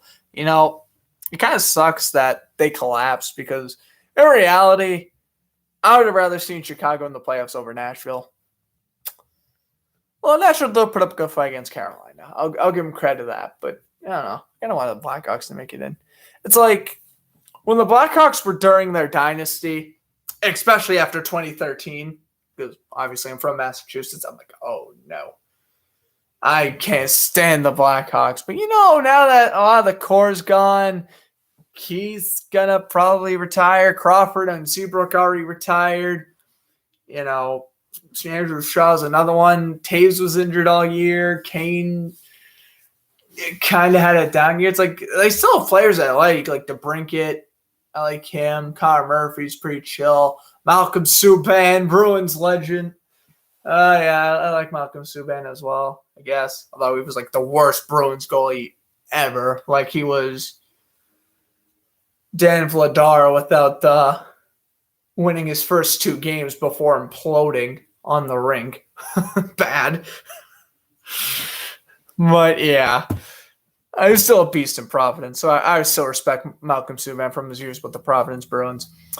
The Browns expected to offer Baker Mayfield an extension this offseason. The Celtics agree to hire Nets assistant coach Emi Oduka as a new head coach. I'm getting better at pronouncing it, I think. I'll get it down before the season starts if I haven't gotten it down already. The Twins signed pitcher Nick Vincent to a minor league deal. Indians pitcher Aaron Cheville has been shut down 4 to 5 weeks with a middle finger sprain. NFL players have until July 2nd at 4 p.m. Eastern Time to opt out of the season due to COVID-19. Bruins center Patrice Bergeron won the 2021 Mark Messier Leadership Award. Damn right he did. He was robbed of the Selke too. But we don't bring up the Selke because, I make fun of the Panthers way too often anyway. Okay, on to today's news. And a nuke drop occurred earlier today. The Kraken have hired their first ever head coach. And oh my God, I heard reports saying that they weren't going to hire Rich Tocchet. And I was like, this is a brilliant move. They're going to go out and I'm thinking, who are they going to go after? I'm immediately thinking not who they drafted, or who they signed. I only know now that Gallant's gone. I mean, they should have hired Gallant earlier, but obviously now he's with the Rangers. So I was honestly thinking they were going to hire Claude Julien. I ain't going to lie. I thought the Kraken were going to hire Claude Julien. But they go even lower than Claude Julien. No. And Rich Tocchet. Listen, they had 2 awful coaches that they could have chose from to begin with. They went even lower than that. They got the Maple Leafs assistant coach, Dan Haskstall. Why? Did you not see how bad this guy was with the Flyers? Running Steve Mason to the ground? Rushing Shane Gostisbehere into the NHL? Ruining Wayne Simmons? This coach is not good. And the Maple Leafs have still had 0 playoff success since he's been there. So you're not even getting a good assistant coach, never mind a head coach. Way to go, Kraken. You already messed it up. At least Gallant showed promise with the Panthers when the Knights hired him in 2018. This just looks stupid, if you want my personal opinion. All right, Pacers hired former Mavericks head coach Rick Carswell to a 4-year, $29 million deal. NFL signed an agreement to allow teams to use alternate helmets and uniforms for the 2021-2022 season. So, the Bucks can wear their creamsicles now. The Seahawks can wear their, silver helmets from the 1990s. The Bengals can get their white uniforms to match with their already sick-looking white uniforms. The Falcons can go back to having all red jerseys or all red helmets. Patriots can wear Pat the Patriot. Titans can go back to wearing the Oilers. Jets can wear their old thing. Jaguars can wear their old logo. Which honestly, compared to the new logo they have now, the Jaguars, terrible. I don't like the Jaguar logo from back in the day. How ironic. The second they switch to a better logo, they become terrible. And then they were good for 2017, and now they're terrible again. And I cry in the corner with my 3 Blake Bortles jerseys. Okay, but yeah. That was there you go. But yeah, NFL's gonna allow retro jerseys again. And that's honestly good. I know, concussions and concussions. Listen, concussions are gonna happen in football either way. Just make the retro helmets more modern. Hello? Ain't that hard. All right, now we got to another nuke drop. The Steelers released former Pro Bowl right guard David DeCastro. Okay. Well, they did this. They already got rid of Villanueva. So their offensive line, and Marquise Pouncey retired. So their offensive line already took a major dip to begin with. They re-sign Mason Rudolph. They re-sign Juju Smith-Schuster. They keep Eric Ebron around. And I heard that they were going to extend Joe Hayden to an extension sometime soon.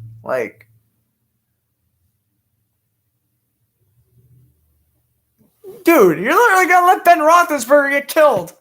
And then Rudolph, Dwayne Haskins, Josh Dobbs.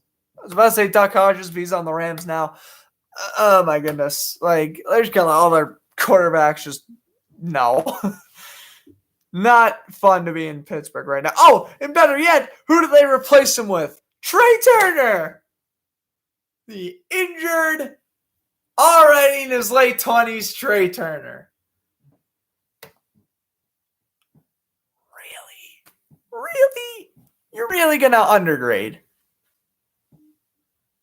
You're really going to undergrade on right guard.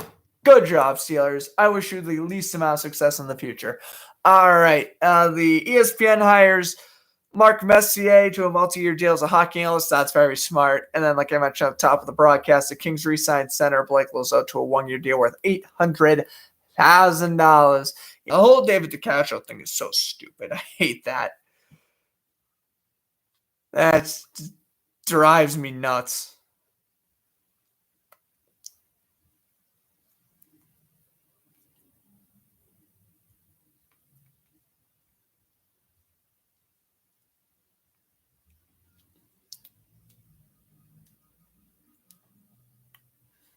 All right.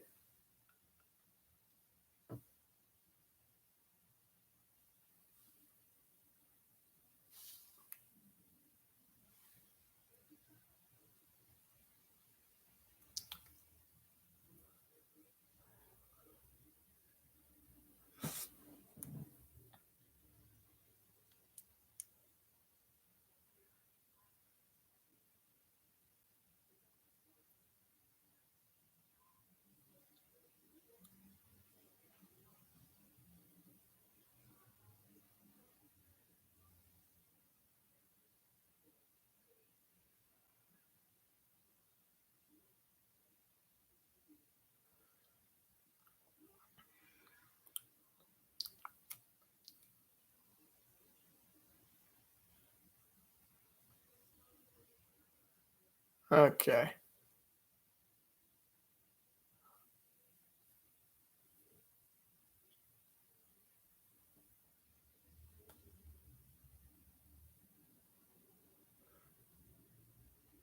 All right. Gotten word that a pet dog has began watching.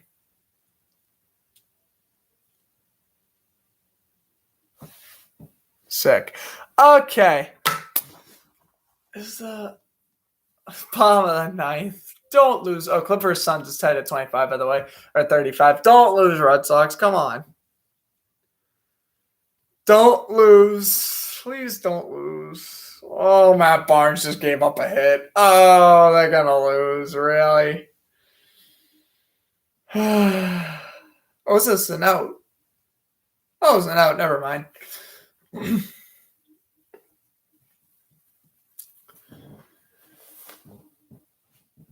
2 outs. Don't blow it, Matt Barnes. Come on. You're a good closer. Don't blow this.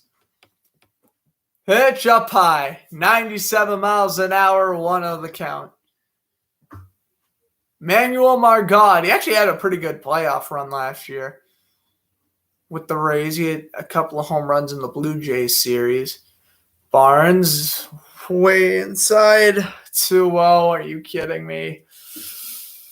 Oh, Barnes, don't turn into 2018 Craig Kimbrell, please. We don't need this. Comes Barnes, the delivery, and that's a strike. There you go. Outside 84 miles an hour, and it is now a 2-1 count.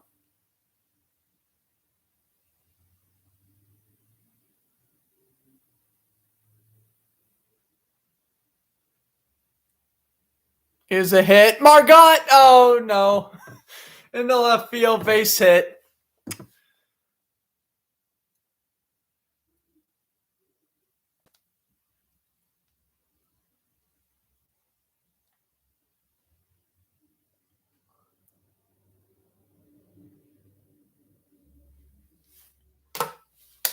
Barnes, really? Come on. Why are you throwing curveballs to the bottom of the strike box? Oh, boy. Who's this? Wendell? Yep, Joey Wendell. Well, he's 0 for 3 tonight. 7 home runs, 32 RBIs, 283 batting average. Don't worry, when I'm doing the Red Sox-Yankees game on Saturday, I can be like, what the heck, Matt Barnes? No, I'm not going to be doing that. I'm just doing that now because I'm reacting to the game. I'm not really commentating this unless they get a hit, I guess. Or whenever the third period comes on, whichever one happens first. Pitch. Actually, the third's probably on. That pitch is down low. Let me check. It is back on. Oh, my God. Alex Martinez just scored. Well, I missed that one. Nice backhand pass. Martinez. Oh, just crashed to the net and he scored 5-hole.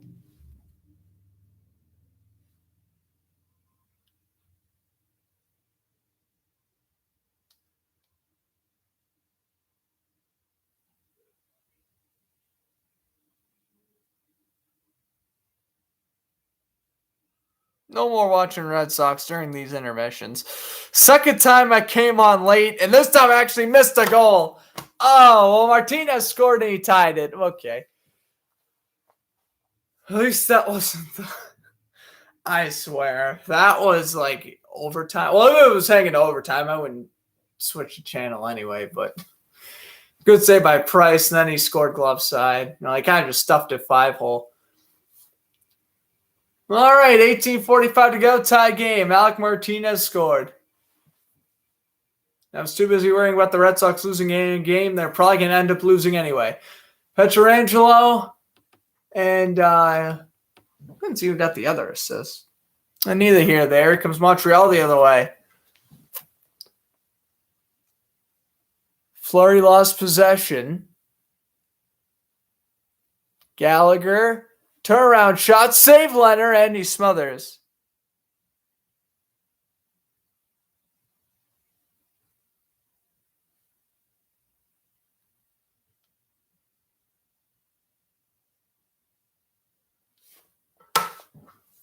Yeah, Lekanen with a backhander on net. Good save by Robin Leonard, though. Wait, the second I switched the screen, I'm like, oh, Martinez just banked it in. Are you kidding? All right.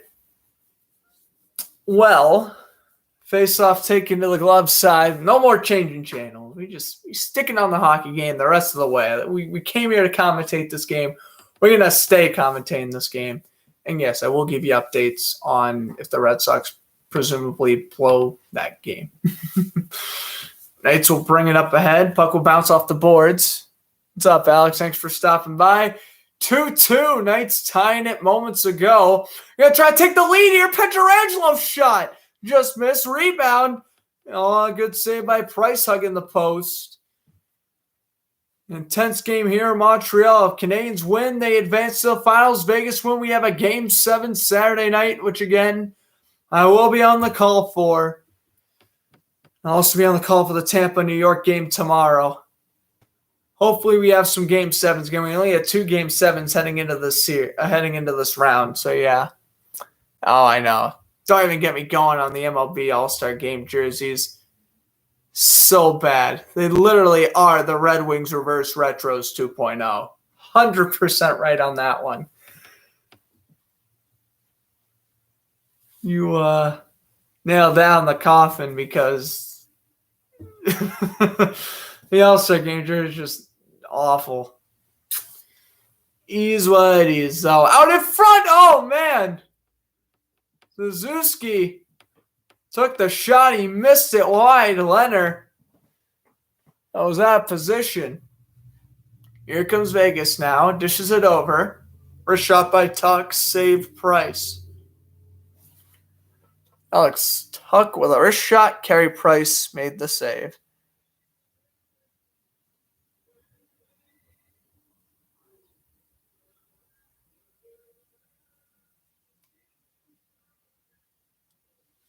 And that giveaway on in front. Suzuki turn around. Oh, just missed the post.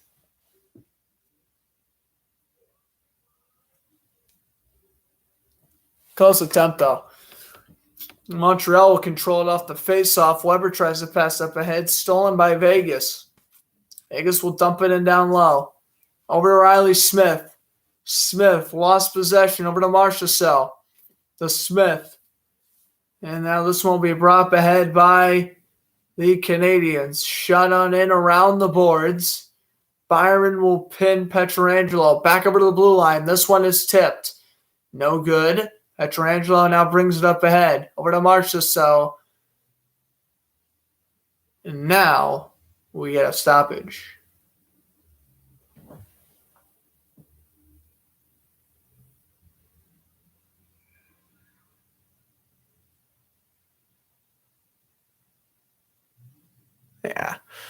Yeah, I gotta bring back the 90s MLB All-Star Game jerseys. Those would be sick, though. I like those. The Diamondbacks, I think, was another one who had some pretty cool jerseys those years. Yeah, bring back those jerseys. I mean, at least those were basically the MLB reverse retros, pretty much, but way worse than the actual hockey ones. Armia shot stopped by Leonard. Corey Perry gets the rebound over to Armia. Armia lost possession, played around. Perry now has it. Perry out in front. Save Leonard trying to get to his own rebound. He couldn't get there in time. Now Montreal will pass it back off the boards. 15-11, the scoring chances in favor of Vegas. Played on in around the boards. Now Vegas will get back off the boards. Flipped up ahead. Quick pass over to Mark Stone. Nice deke. Stevenson over to Pacioretty. Pass down low for Stone. Stone lost possession. Kept alive by Vegas in the zone. A shot saved by Price. Puck missed. Montreal will now play it behind their own cage. Edmondson lost possession. Brought on in. Lettinen. The backhanded pass.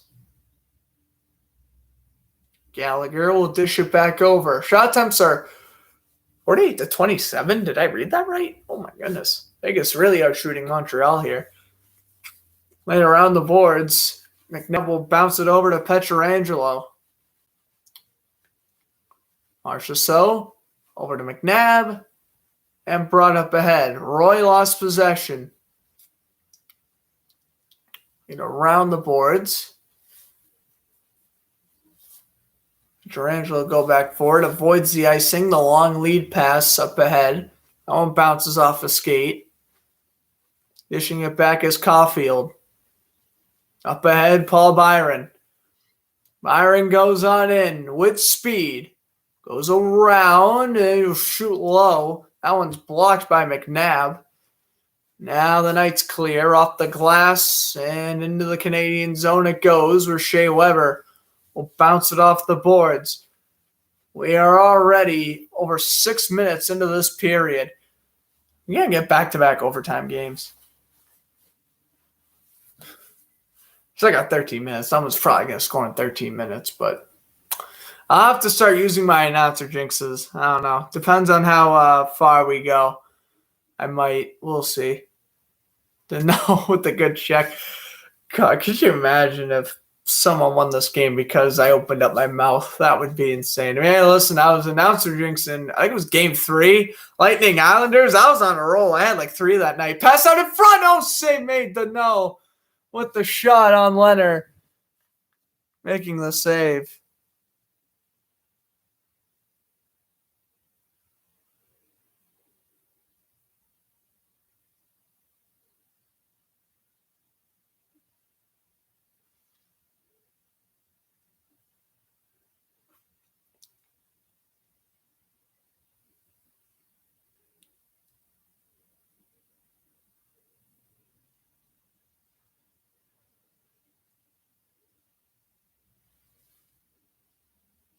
Now we're in commercial break.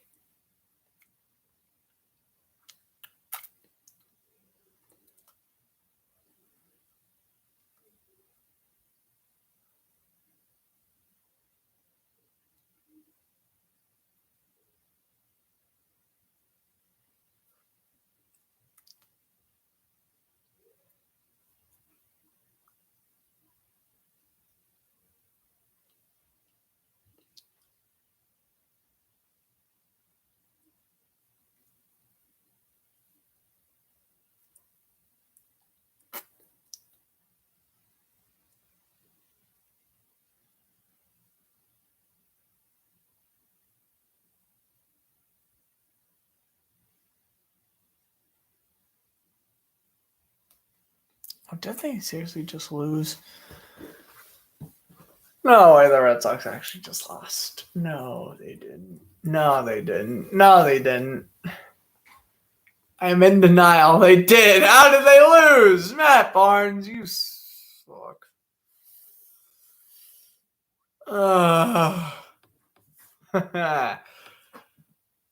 You kidding? The Rays literally won. And they had a total of 2 hits. And they won. Awful base running. That's why the Red Sox lost. I'm blaming it on the base running. Hunter Renfroe can go back to Tampa. I don't care.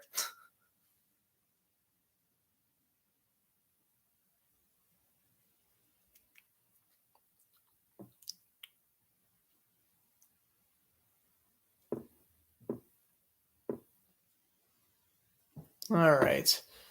13:04 to go.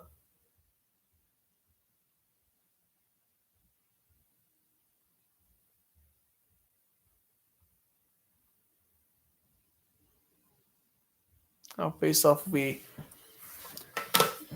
taking back in the Vegas end, I believe. Fleury got to be taking notes as Leonard's been playing incredible tonight.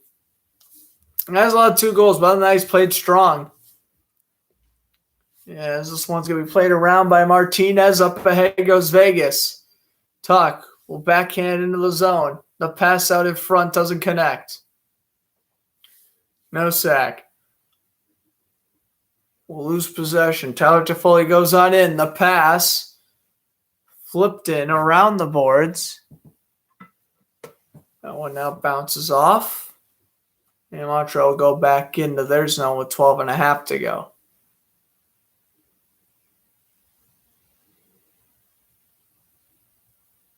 Icing.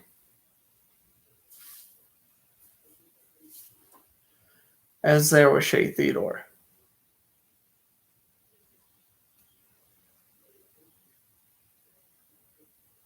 Cole Caulfield was all over the play there. If Caulfield scores the game winner, that would be incredible. It's like, listen, Caulfield's been good. Obviously, he's been good, but I don't know. He was okay during the regular season. The playoffs come around, and now he's starting to break out in the playoffs, which, hey, rather than break out now than never. So we'll see what happens. I mean, he still has another couple of years before we can really have a good judgment on him. But, Caulfield projected to be the best hockey player in the league in about, 5-6 years. Might be the case. Edmondson now up ahead to Lehkonen. Here comes Lehkonen now. The wrist shot. Blocker stopped by Leonard. Lost possession. Mark Stone will try to clear, and now we got a stoppage. 11:40 to go in the third.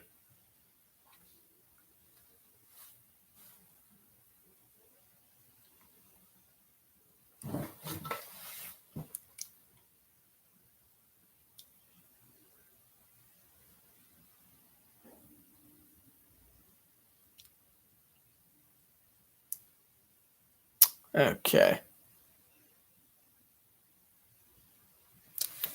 Montreal wants to draw, sends it back over to the blue line. A shot. That one deflected by Perry out in front, but it missed. Now we have a stoppage and a penalty. I get Cultural Army on something? Let's see. Oh, Armia was cross-checked. So I think that should be a penalty on Waugh. Or, no, not Waugh. I think it should be a penalty on Haig. And there's nothing. I mean, they did miss the trip on Petrie earlier, so I'll give Vegas that one.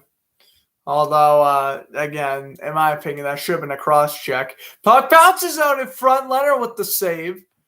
And now here comes Waugh, and he lost possession. Shabbat will bring it up ahead. Now, D. Here comes Ben Shabbat with speed. Dishes it over to Byron. Byron will flip it into the corner. Kakaniemi lost possession. Byron behind, out in front. Leonard now on the top of his crease. Kakaniemi will backhand it down low for Josh Anderson. Taking away Alex Pietrangelo. Puck will clear. D. Edmondson back over. Quick pass off the boards. Toffoli will shoot in on goal. Leonard slows it down. He'll play it over to his defenseman. Lost possession. And now here is Cole Caulfield passing it back. D. Here they come. Flipped into the zone. Now off the boards. And cleared by Vegas.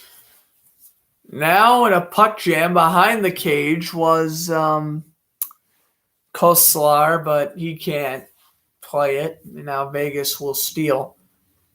Up ahead they go. No sack with a wrist shot, then a low shot after the deke is blocked, and now Vegas keeping possession down low.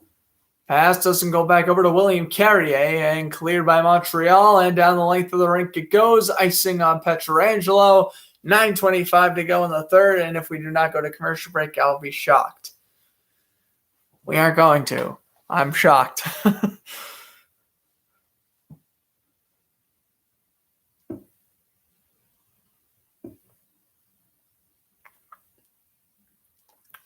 Here's our taken to the blocker side of Price.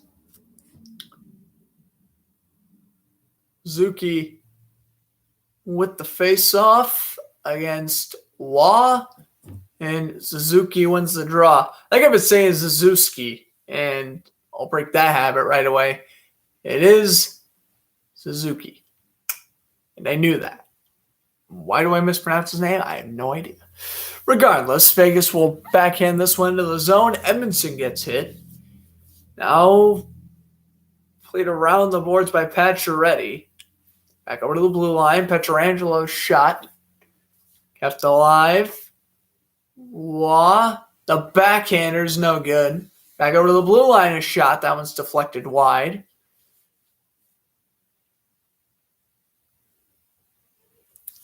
A quick pass. Vegas avoids offsides. Oh, no, they can't. Stevenson touched it, but Mark Stone's passed a little too up head.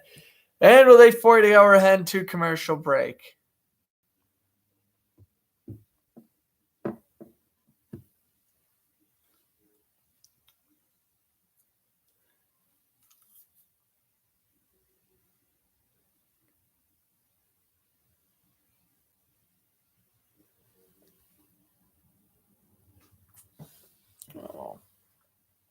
All right.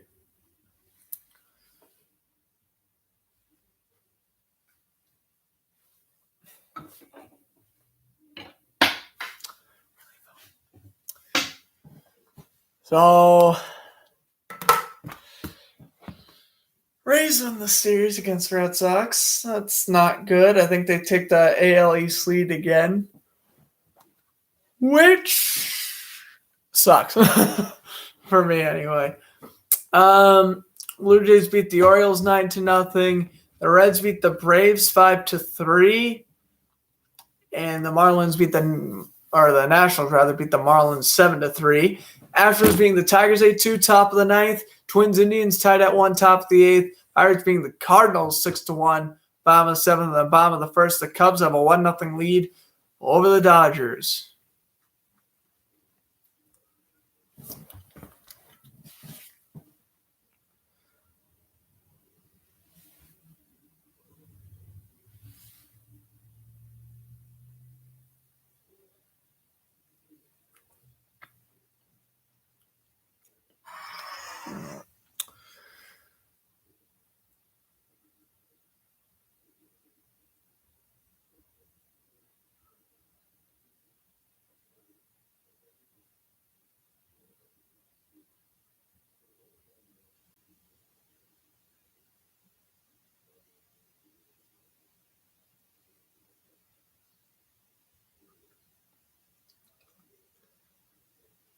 Okay, back at commercial break. Martinez with a goal and 4 shots on 25 shifts.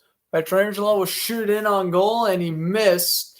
Down to the foul, 8.5 to go in regulation. I kind of don't want this game to go into overtime, if I'm going to be honest. But if it does, I'm not incredibly tired, so at least I'll be able to stay up and commentate it, which is good.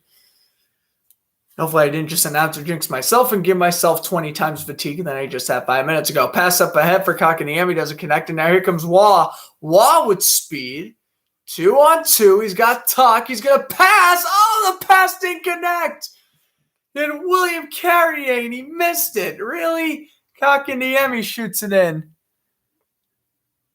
Oh, man, the Red Sox lost. Embarrassing. At least out with the nice one. Yeah, I was talking about the Red Sox game. Ridiculous. They pitch the Rays get 2 hits and they win. It's ridiculous. Oh, yeah, I got to post the Halak meme, right? If they lose. If Vegas loses, yep. Me personally, yeah, I would prefer a Vegas win the series, but I don't really care. Perry's wrist shot is blocked. Perry gets his own rebound. Turn around, no. Riley Smith shoot this one wide off the boards. Carlson lost possession. Now played around. Good pass. Nice little move. Backhander. And Leonard lost sight of it, I think. And now whistles are blown. That was a weird backhand shot. Corey Perry took the shot. Let's see. Perry. Oh, he finally did a nice little move. Then Toffoli had the backhander that went to the pad of Leonard. Or into the glove. Oh, I actually went into the glove. Wow. Okay.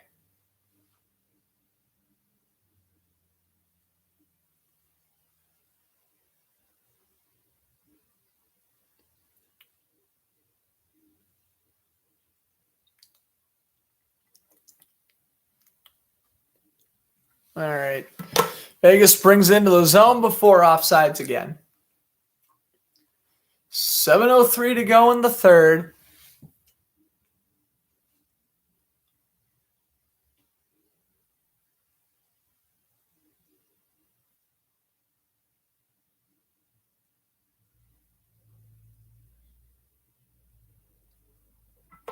All right. Knights win the draw just outside Montreal's end. That shot missed. And losing possession, a shot by Nosak is stopped by Price.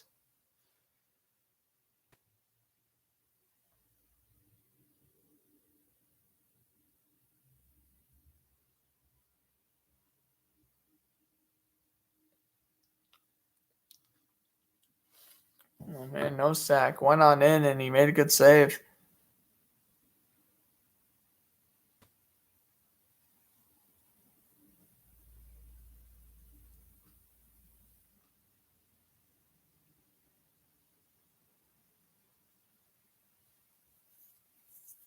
All right.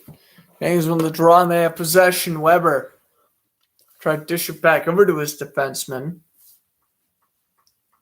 Now Weber gets it back. Quick pass. Comes Montreal 3-on-3.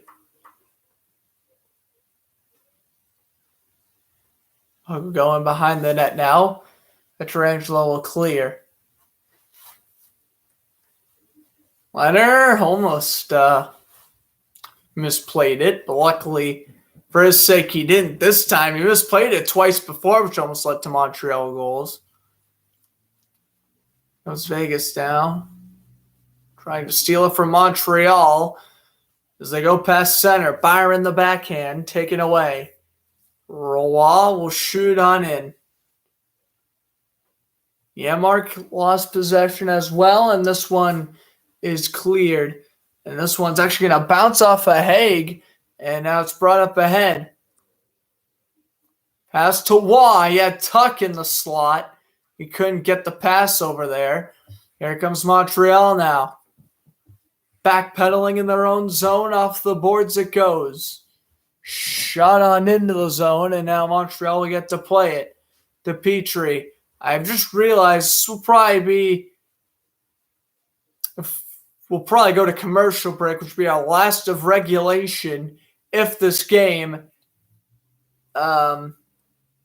is to have another whistle, which I can assure you it will with foul 5-11. So, yeah, we're going to have a commercial break probably in the next whistle is what I'm trying to say. I don't know why I over-explained it.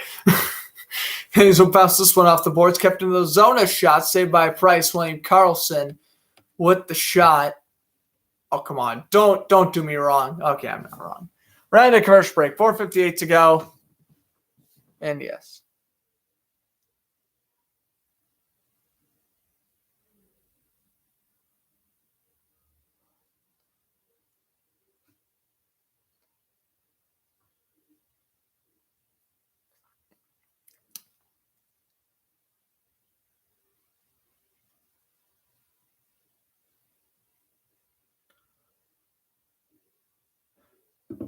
Okay. 4:58. We getting a goal pound 4:58. Oh, I guess if I do an announcer jinx, I should do it now. Ain't really going into overtime. No, it's not. Because I'm going to do my one and only announcer jinx for this stream. I'm going to say Montreal scores, but in reality, that means Vegas is going to score. Which in reality means Montreal is going to score. Let's do it. Canadiens are winning this game in regulation. That's right. I said it.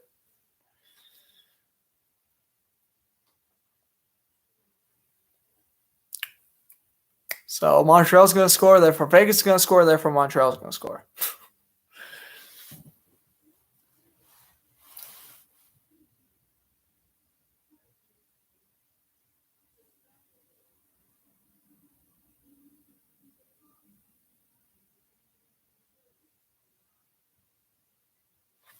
All right. Canadiens are winning in regulation. That is my prediction. And then overtime, well, I don't know. I'm not even going to predict overtime until we get to there.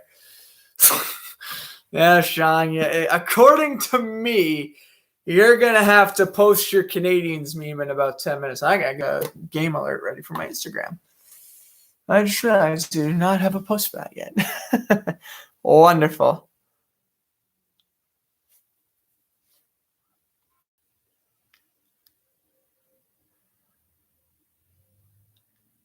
All right.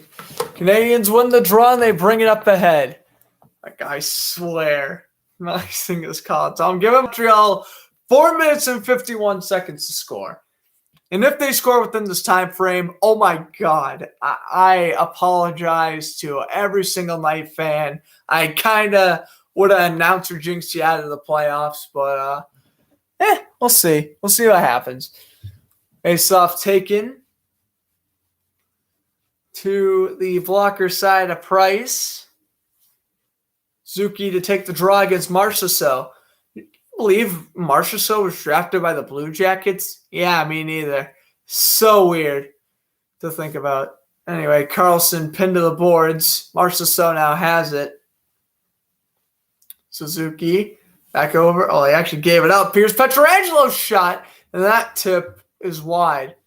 Montreal will bring it up ahead, and here they come 2-on-2. And work around the defenders they can. Oh, Vegas actually into the Canadian zone again. The shot saved by Price. Oh, Vegas. 2 good scoring chances. Here is a breakaway chance. A shot saved by Fleur. It wasn't really a breakaway, but it was Caulfield again. The speed on this guy's incredible. It wasn't really a breakaway. I mean, it was kind of like a half breakaway. He had the step over the defender, but he still wasn't really a breakaway. The defense was just all over him pretty much. I got excited. Here's Petrie up ahead to Danault. Danault's low shot's blocked. Danault lost possession to Stone.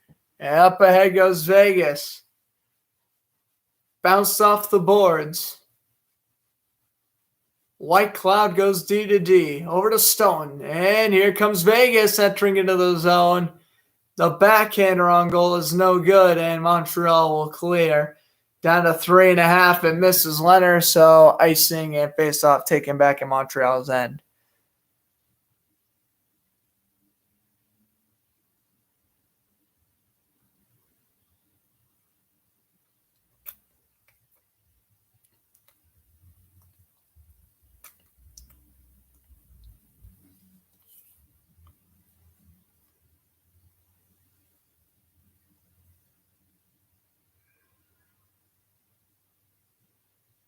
Okay. Yourself taking to the left side here of Price. Luck played in around the boards. Canadiens will shoot on goal. Puck will ricochet off the boards down to the foul 3:15 and counting. Up ahead, Waugh will bring it up ahead. Waugh the pass, the shot, and save Price. Price coming way out of his crease, and they couldn't find a defenseman at the blue line. Leonard will slow it down for Theodore. Off the boards it goes to the final 3 minutes. Edmondson up ahead. Ooh, a big hit there. Josh Anderson got laid out. Shot on in by Byron and a glove save by Leonard. I think that was Tuck who hit Anderson.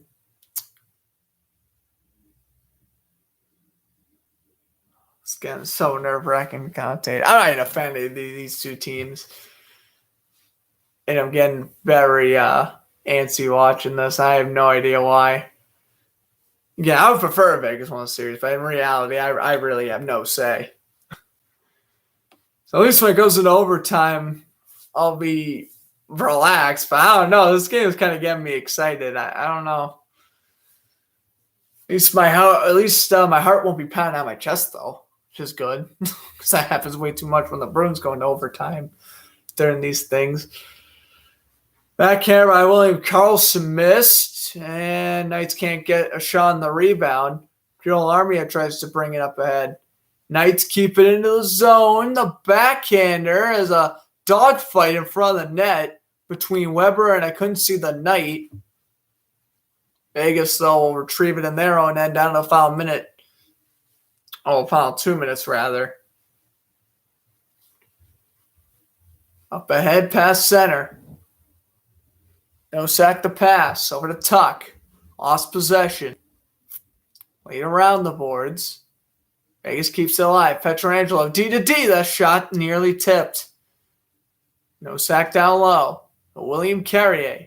Carrier, the former Sabre, dishes it down low to Nosak, who's a former Red Wing. Nosak, the wraparound save Price.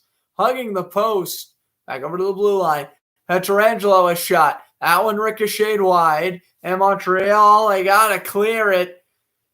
And they finally do. They'll bring it up ahead. 2-on-2 for a moment. And going on in with speed is Gallagher. Leonard leaves his net. Gallagher gets the puck and he can't find a man out in front. That was Danault. Oh my, again, Leonard with his third third miscue behind the net. You kidding? And now, what's this? We're going to have a delayed game penalty? Referee blew the whistle, and Gallagher looked very upset about it.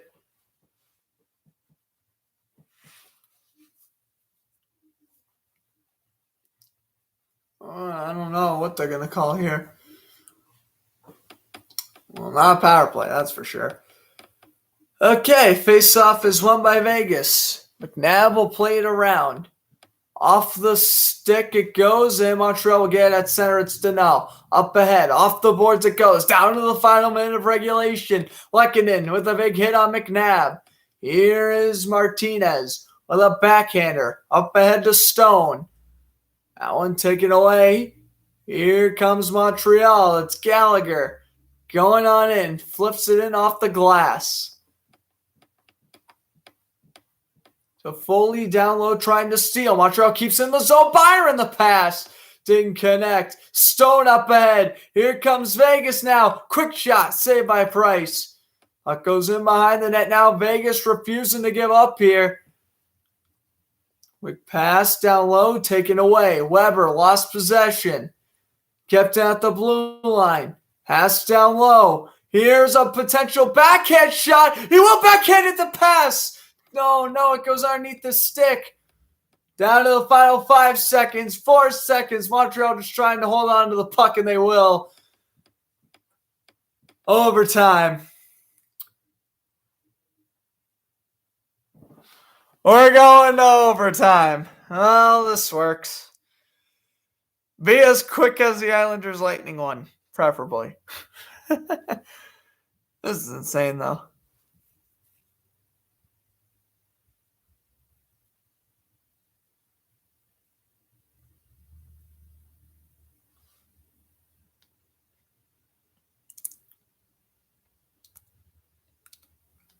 Okay. Well, we're heading to overtime.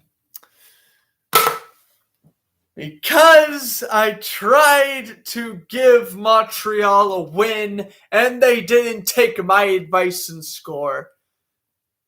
I'm not going to say my actual prediction for overtime, though.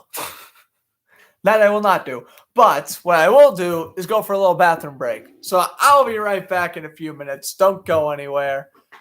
Overtime coming up in about, I think intermission for overtime's 12 minutes. So hopefully they'll get the overtime going before 11. And I'll probably just be recapping the MLB scores and giving you live updates for the Clippers Suns when I get back from my little bathroom break. See you in a sec.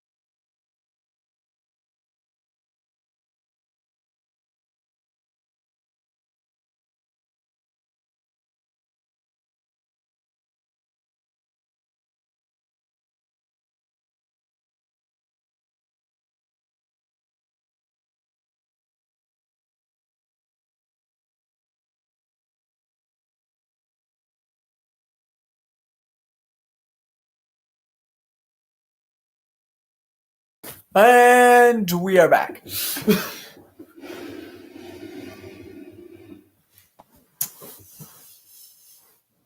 All right.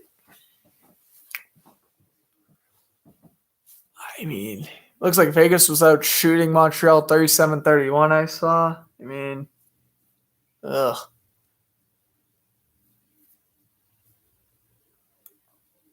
I don't know. It seems like Vegas has been the better team tonight, honestly. I don't know. I mean, it's just because Vegas has always fought back to come back. And usually, whenever teams come back from deficits, I usually give them the benefit of the doubt. On top of them having more shots on goal and stuff like that, I probably do give Vegas a little bit of the advantage hanging to overtime. You know, obviously, both these teams have only won one game in overtime apiece. So we'll see. Montreal won Game 3 in overtime, and then Vegas won Game 4 in overtime. Both in this, both at the Bell Center. Whenever we play in Vegas, we never reach overtime. And by the way, the Clippers have a 69-56 lead over the Suns. Yeah, where are my Suns in 4? where are my Suns in 4 people? Come on, the Clippers weren't getting swept. Stop, they weren't. I still think the Suns are going to win 6, though, but yeah. Hungary beat Bavaria 2-0, and Paraguay beat Chile 2-0. Paraguay's in the middle of South America. Learned that in 8th grade. I'm shocked I remembered. All right. Of course, the NASCAR race this week being taking place at the Pocono. I ain't going to be commentating the race this week. Just gotta hope for a different winner than Kyle Larson. That's all you gotta hope for. And currently in the MLB scores, the Astros beating the Tigers 12-2 in the bottom of the 9th. The Indians beating the Twins 4-1 in the bottom of the 8th. The bottom of the 8th in St. Louis, the Pirates are beating the Cardinals 8-1. And top of the 3rd, Cubs beating the Dodgers 1-0. All right. That works.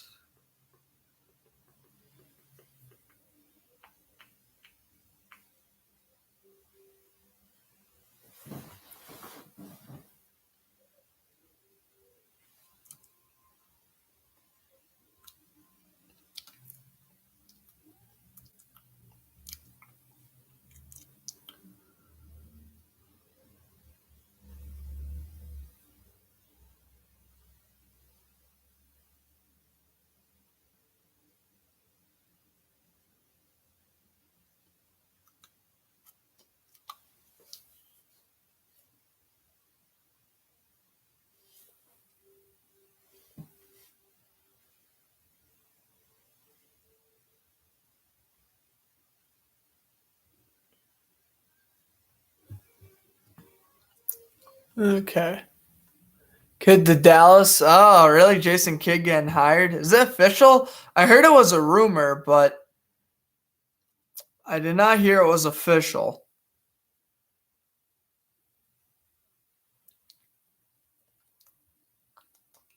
But yes, I did hear that was a rumor, and it is official. Okay.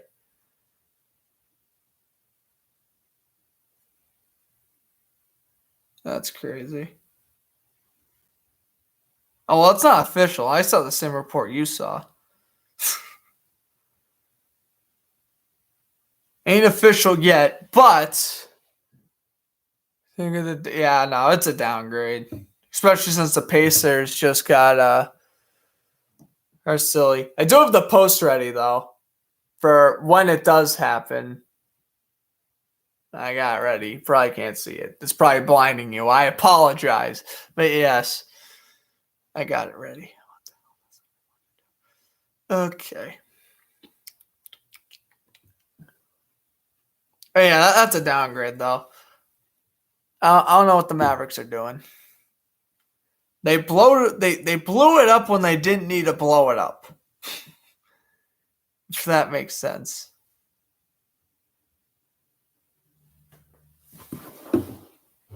They should have waited until next year to blow it up, not this year. But whatever. Oh, that's true. Nah, John Hines. That man is a different type of bald.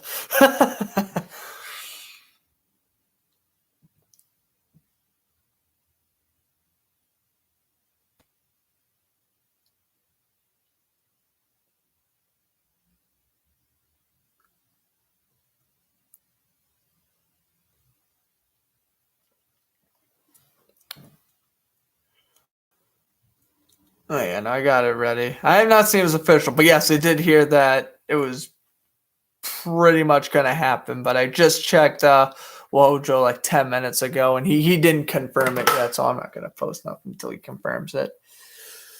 But yeah, it's probably going to be a final deal tomorrow, so I already got the post ready for that. And yeah. That was another thing I was about to say. Yeah, they're showing Raw way too much during these commercial breaks. Like, Raw is terrible. And then obviously SmackDown's on Fox, so they're not going to advertise SmackDown. But yeah, no, Raw's awful. I know they keep on jamming it down our throats. I was like, oh my God. Like, they had Bobby Lashley fight Xavier Woods the other week. Like, how is that a fair match? It's not. Bobby Lashley's going to destroy him in 2 seconds. Wasn't that like a steel cage match or something? Ridiculous. Yeah, if they're going to show NXT commercials, at least it'd be someone like, whoa. You want to say it's more hot games? Yeah, I think so. I'm happy. I love what ESPN's doing. Second intermission, you heard my thoughts on them hiring Mark Messier. I mean, that's smart. He seems like he's a very entertaining character. It seems like he's going to know his stuff. Seems like he's a very nice guy in the media. So I think Mark Messier is going to kill it with ESPN. I think he's going to do a great job. Well, it's 2-2. Last commercial break before we begin the madness. 2-2 at the Bell Center.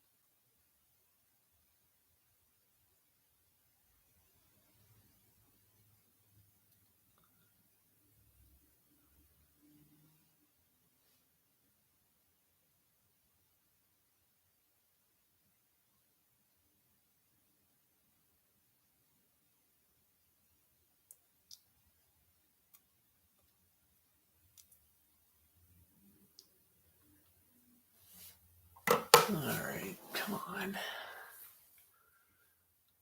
trying to see over under. Will this overtime last over a half an hour?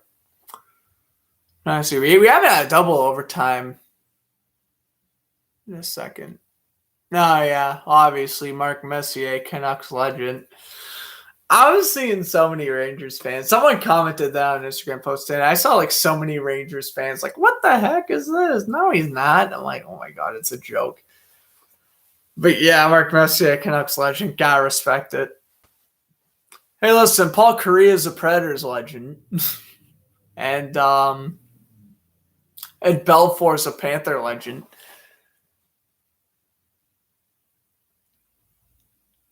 USA TNT, right? ESPN, right? Those three are better than NBC. Yeah. Too anti-Bruin. They're too hung up on the Islanders. How could the Islanders be saying "F you, Steven Stamkos"? And then Kenny Albert, so oblivious. He's just like, the crowd is excited right now. You're not gonna call the crowd out for its actions? For basically saying F you to a player? Are you kidding? That's a slap in the face. Islanders fan base, I can't stand them. There's two I like. That's it. Yeah, at least people remember Mike Modano being on the Red Wings. At least I remember Mike Modano being on the Red Wings. What was it? I think it was Brett Hall. He played on the Coyotes. That was another one. Yes, Mike Modano is a Dallas Stars legend. The real Dallas Stars legend. Yeah, he did win a cup in 99. Yes, he did. Oh, my fans mad. I mean, the North Stars shouldn't have moved. Like, Minnesota should have always had a team. They should have just changed the name because the North Stars was just becoming outdated. But all they had to do was change the name. They didn't have to move the team to Dallas. But whatever. They ended up getting the Wild 6 years anyway, so whatever. Olczyk did call the crowd after game set. I didn't see that, but I hope he did. Good for Eddie Olczyk. Eric Lindros. Yeah, Brian Leetch equals Leafs legend. I forgot Brian Leetch playing the Maple Leafs. I remember Lindros. Didn't Lindros also play in the Stars for like 2 seconds?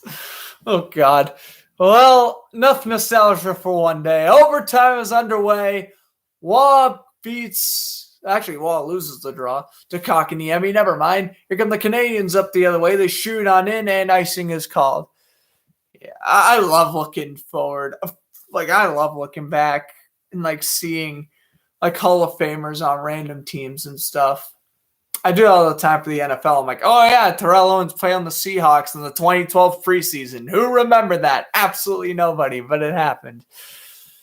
Anyway, William Karlsson, based on taking to the blocker side of Price, Knights win the draw. Pass down low to Riley Smith. The backhander out in front. The quick shot bounced off the boards. And since it is overtime and a goal can occur at any second, I ain't going to really pay attention to the chat till we get to a stoppage of play. Or even a commercial break if we have one. So I don't feel like I'm blowing you off. It's just I don't want to mess up the overtime goal. So bear with me, please. Karlsson lost possession. Here's a shot by Pietrangelo. It's blocked. Pietrangelo couldn't get the rebound. And Paul Byron lost possession. Marchessault has it now. Shoots it on in. Played it around for Pietrangelo. Pass down low for Marchessault. Marchessault gets pinned to the boards. Canadian lost his stick. That is Joel Edmondson. Will now go in to retrieve it. Edmondson was acquired by Carolina before getting shipped off to Montreal. The puck just misses Leonard, and icing is called. This overtime has already gone longer than the one from last night. Way to go, Victor Hedman. Giving up that puck to Beauvillier right in front. Did the puck skim off of Leonard? It did hit off his pad. This should not have been an icing. Because obviously if it touches the goaltender, it is not an icing. That is surprising. The refs called that one. Yeah, it's true. Olczyk wasn't against the Brent Caps. That is true. Olczyk and Doc Emmerich. Those are the two who just called the game the way how it is. I don't show bias, none of that. They just call it the way how it is.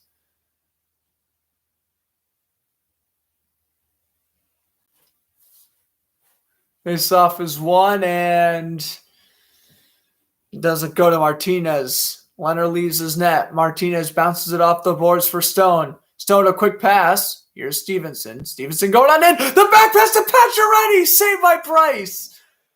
Oh, Pacioretty was going glove side on that one. A fantastic stop by Carey Price. Stoned him.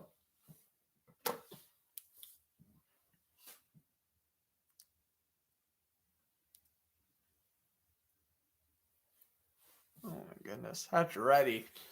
That would have been the irony. Pacioretty scoring against his former team. Here's a shot from Martinez. That one goes up high and wide. Martinez he's used to scoring overtime goals as well. 2014. Here's a shot. Oh, and they score! Montreal wins the series! It's over. It's Lehkonen with the goal.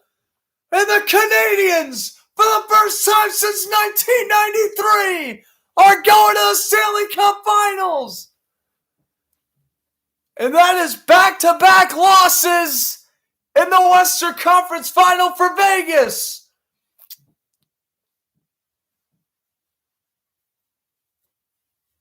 I'll tell you one thing, Carey Price, what a job he did.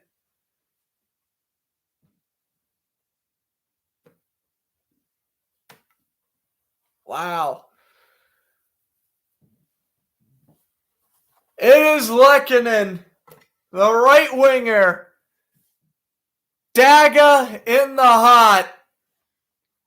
The Canadiens are going to the Stanley Cup Finals.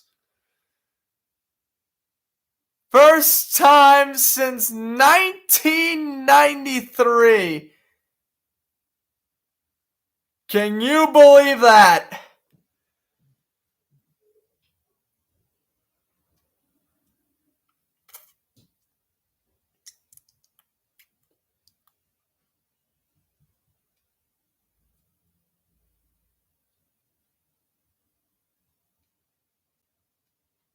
Wow.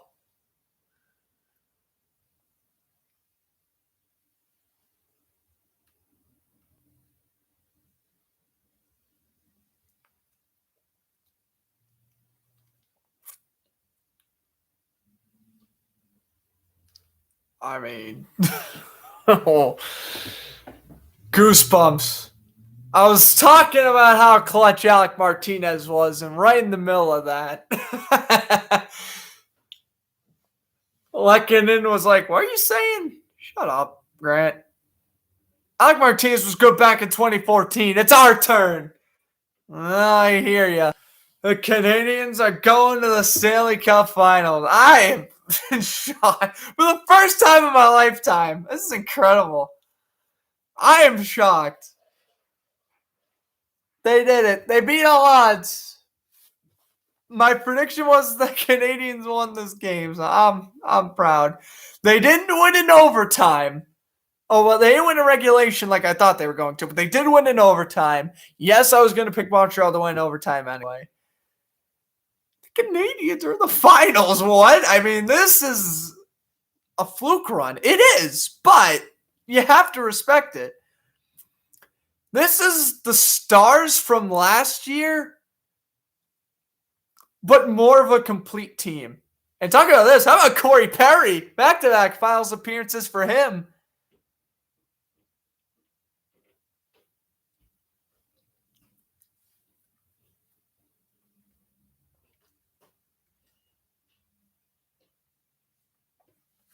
Oh, boy. Robin Lehner with the handshake. I mean, he played his tail off tonight. Certainly far from the reason why they lost.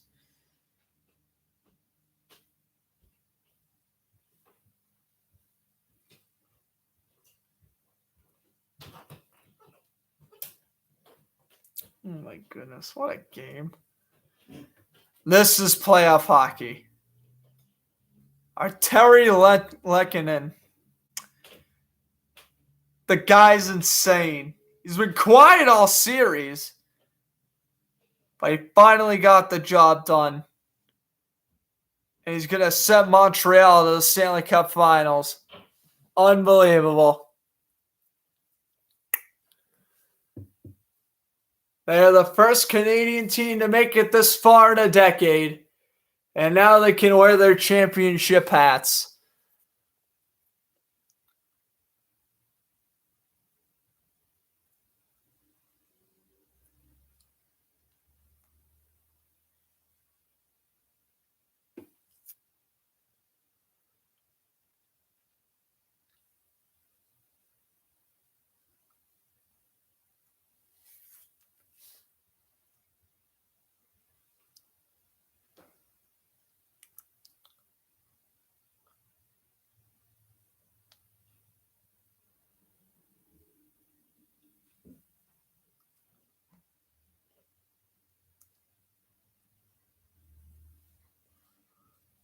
Like, I'm in shock. I'm like, I remember the Canadiens firing Claude Julien, and that's when I told him to blow it up. Blow it up. I was like, enough.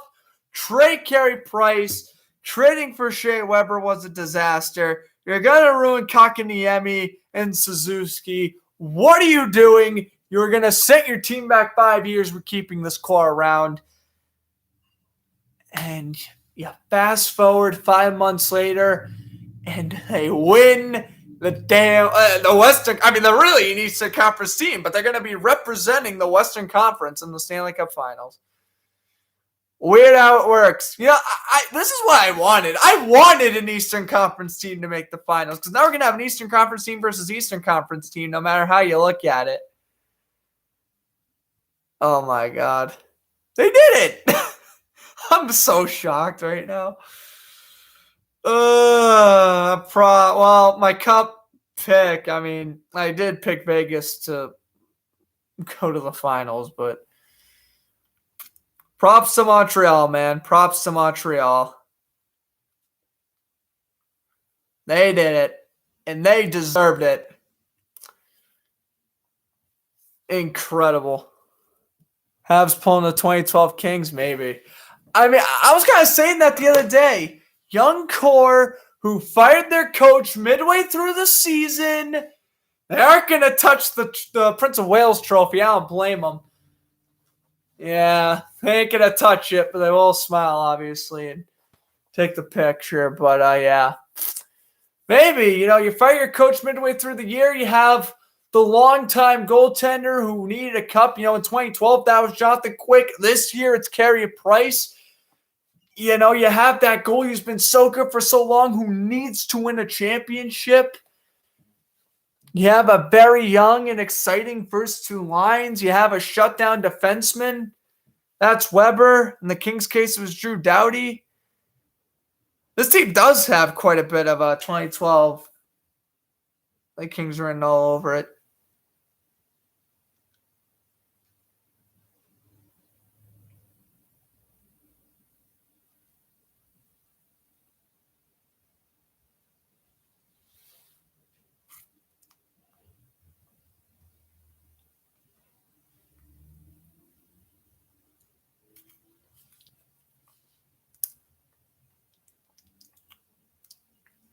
God. Wow, Leonard only stayed on the ground for 2 seconds. Usually goalies are on the ground crying for 20 seconds. But Leonard was just down for 2 seconds, and then he was just all right.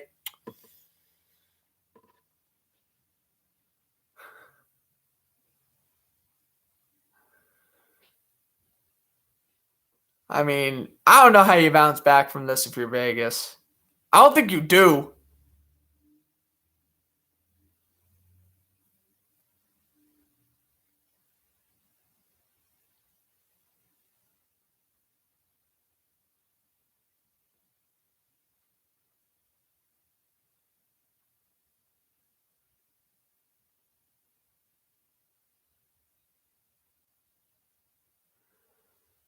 Look at the streets of Montreal. Incredible.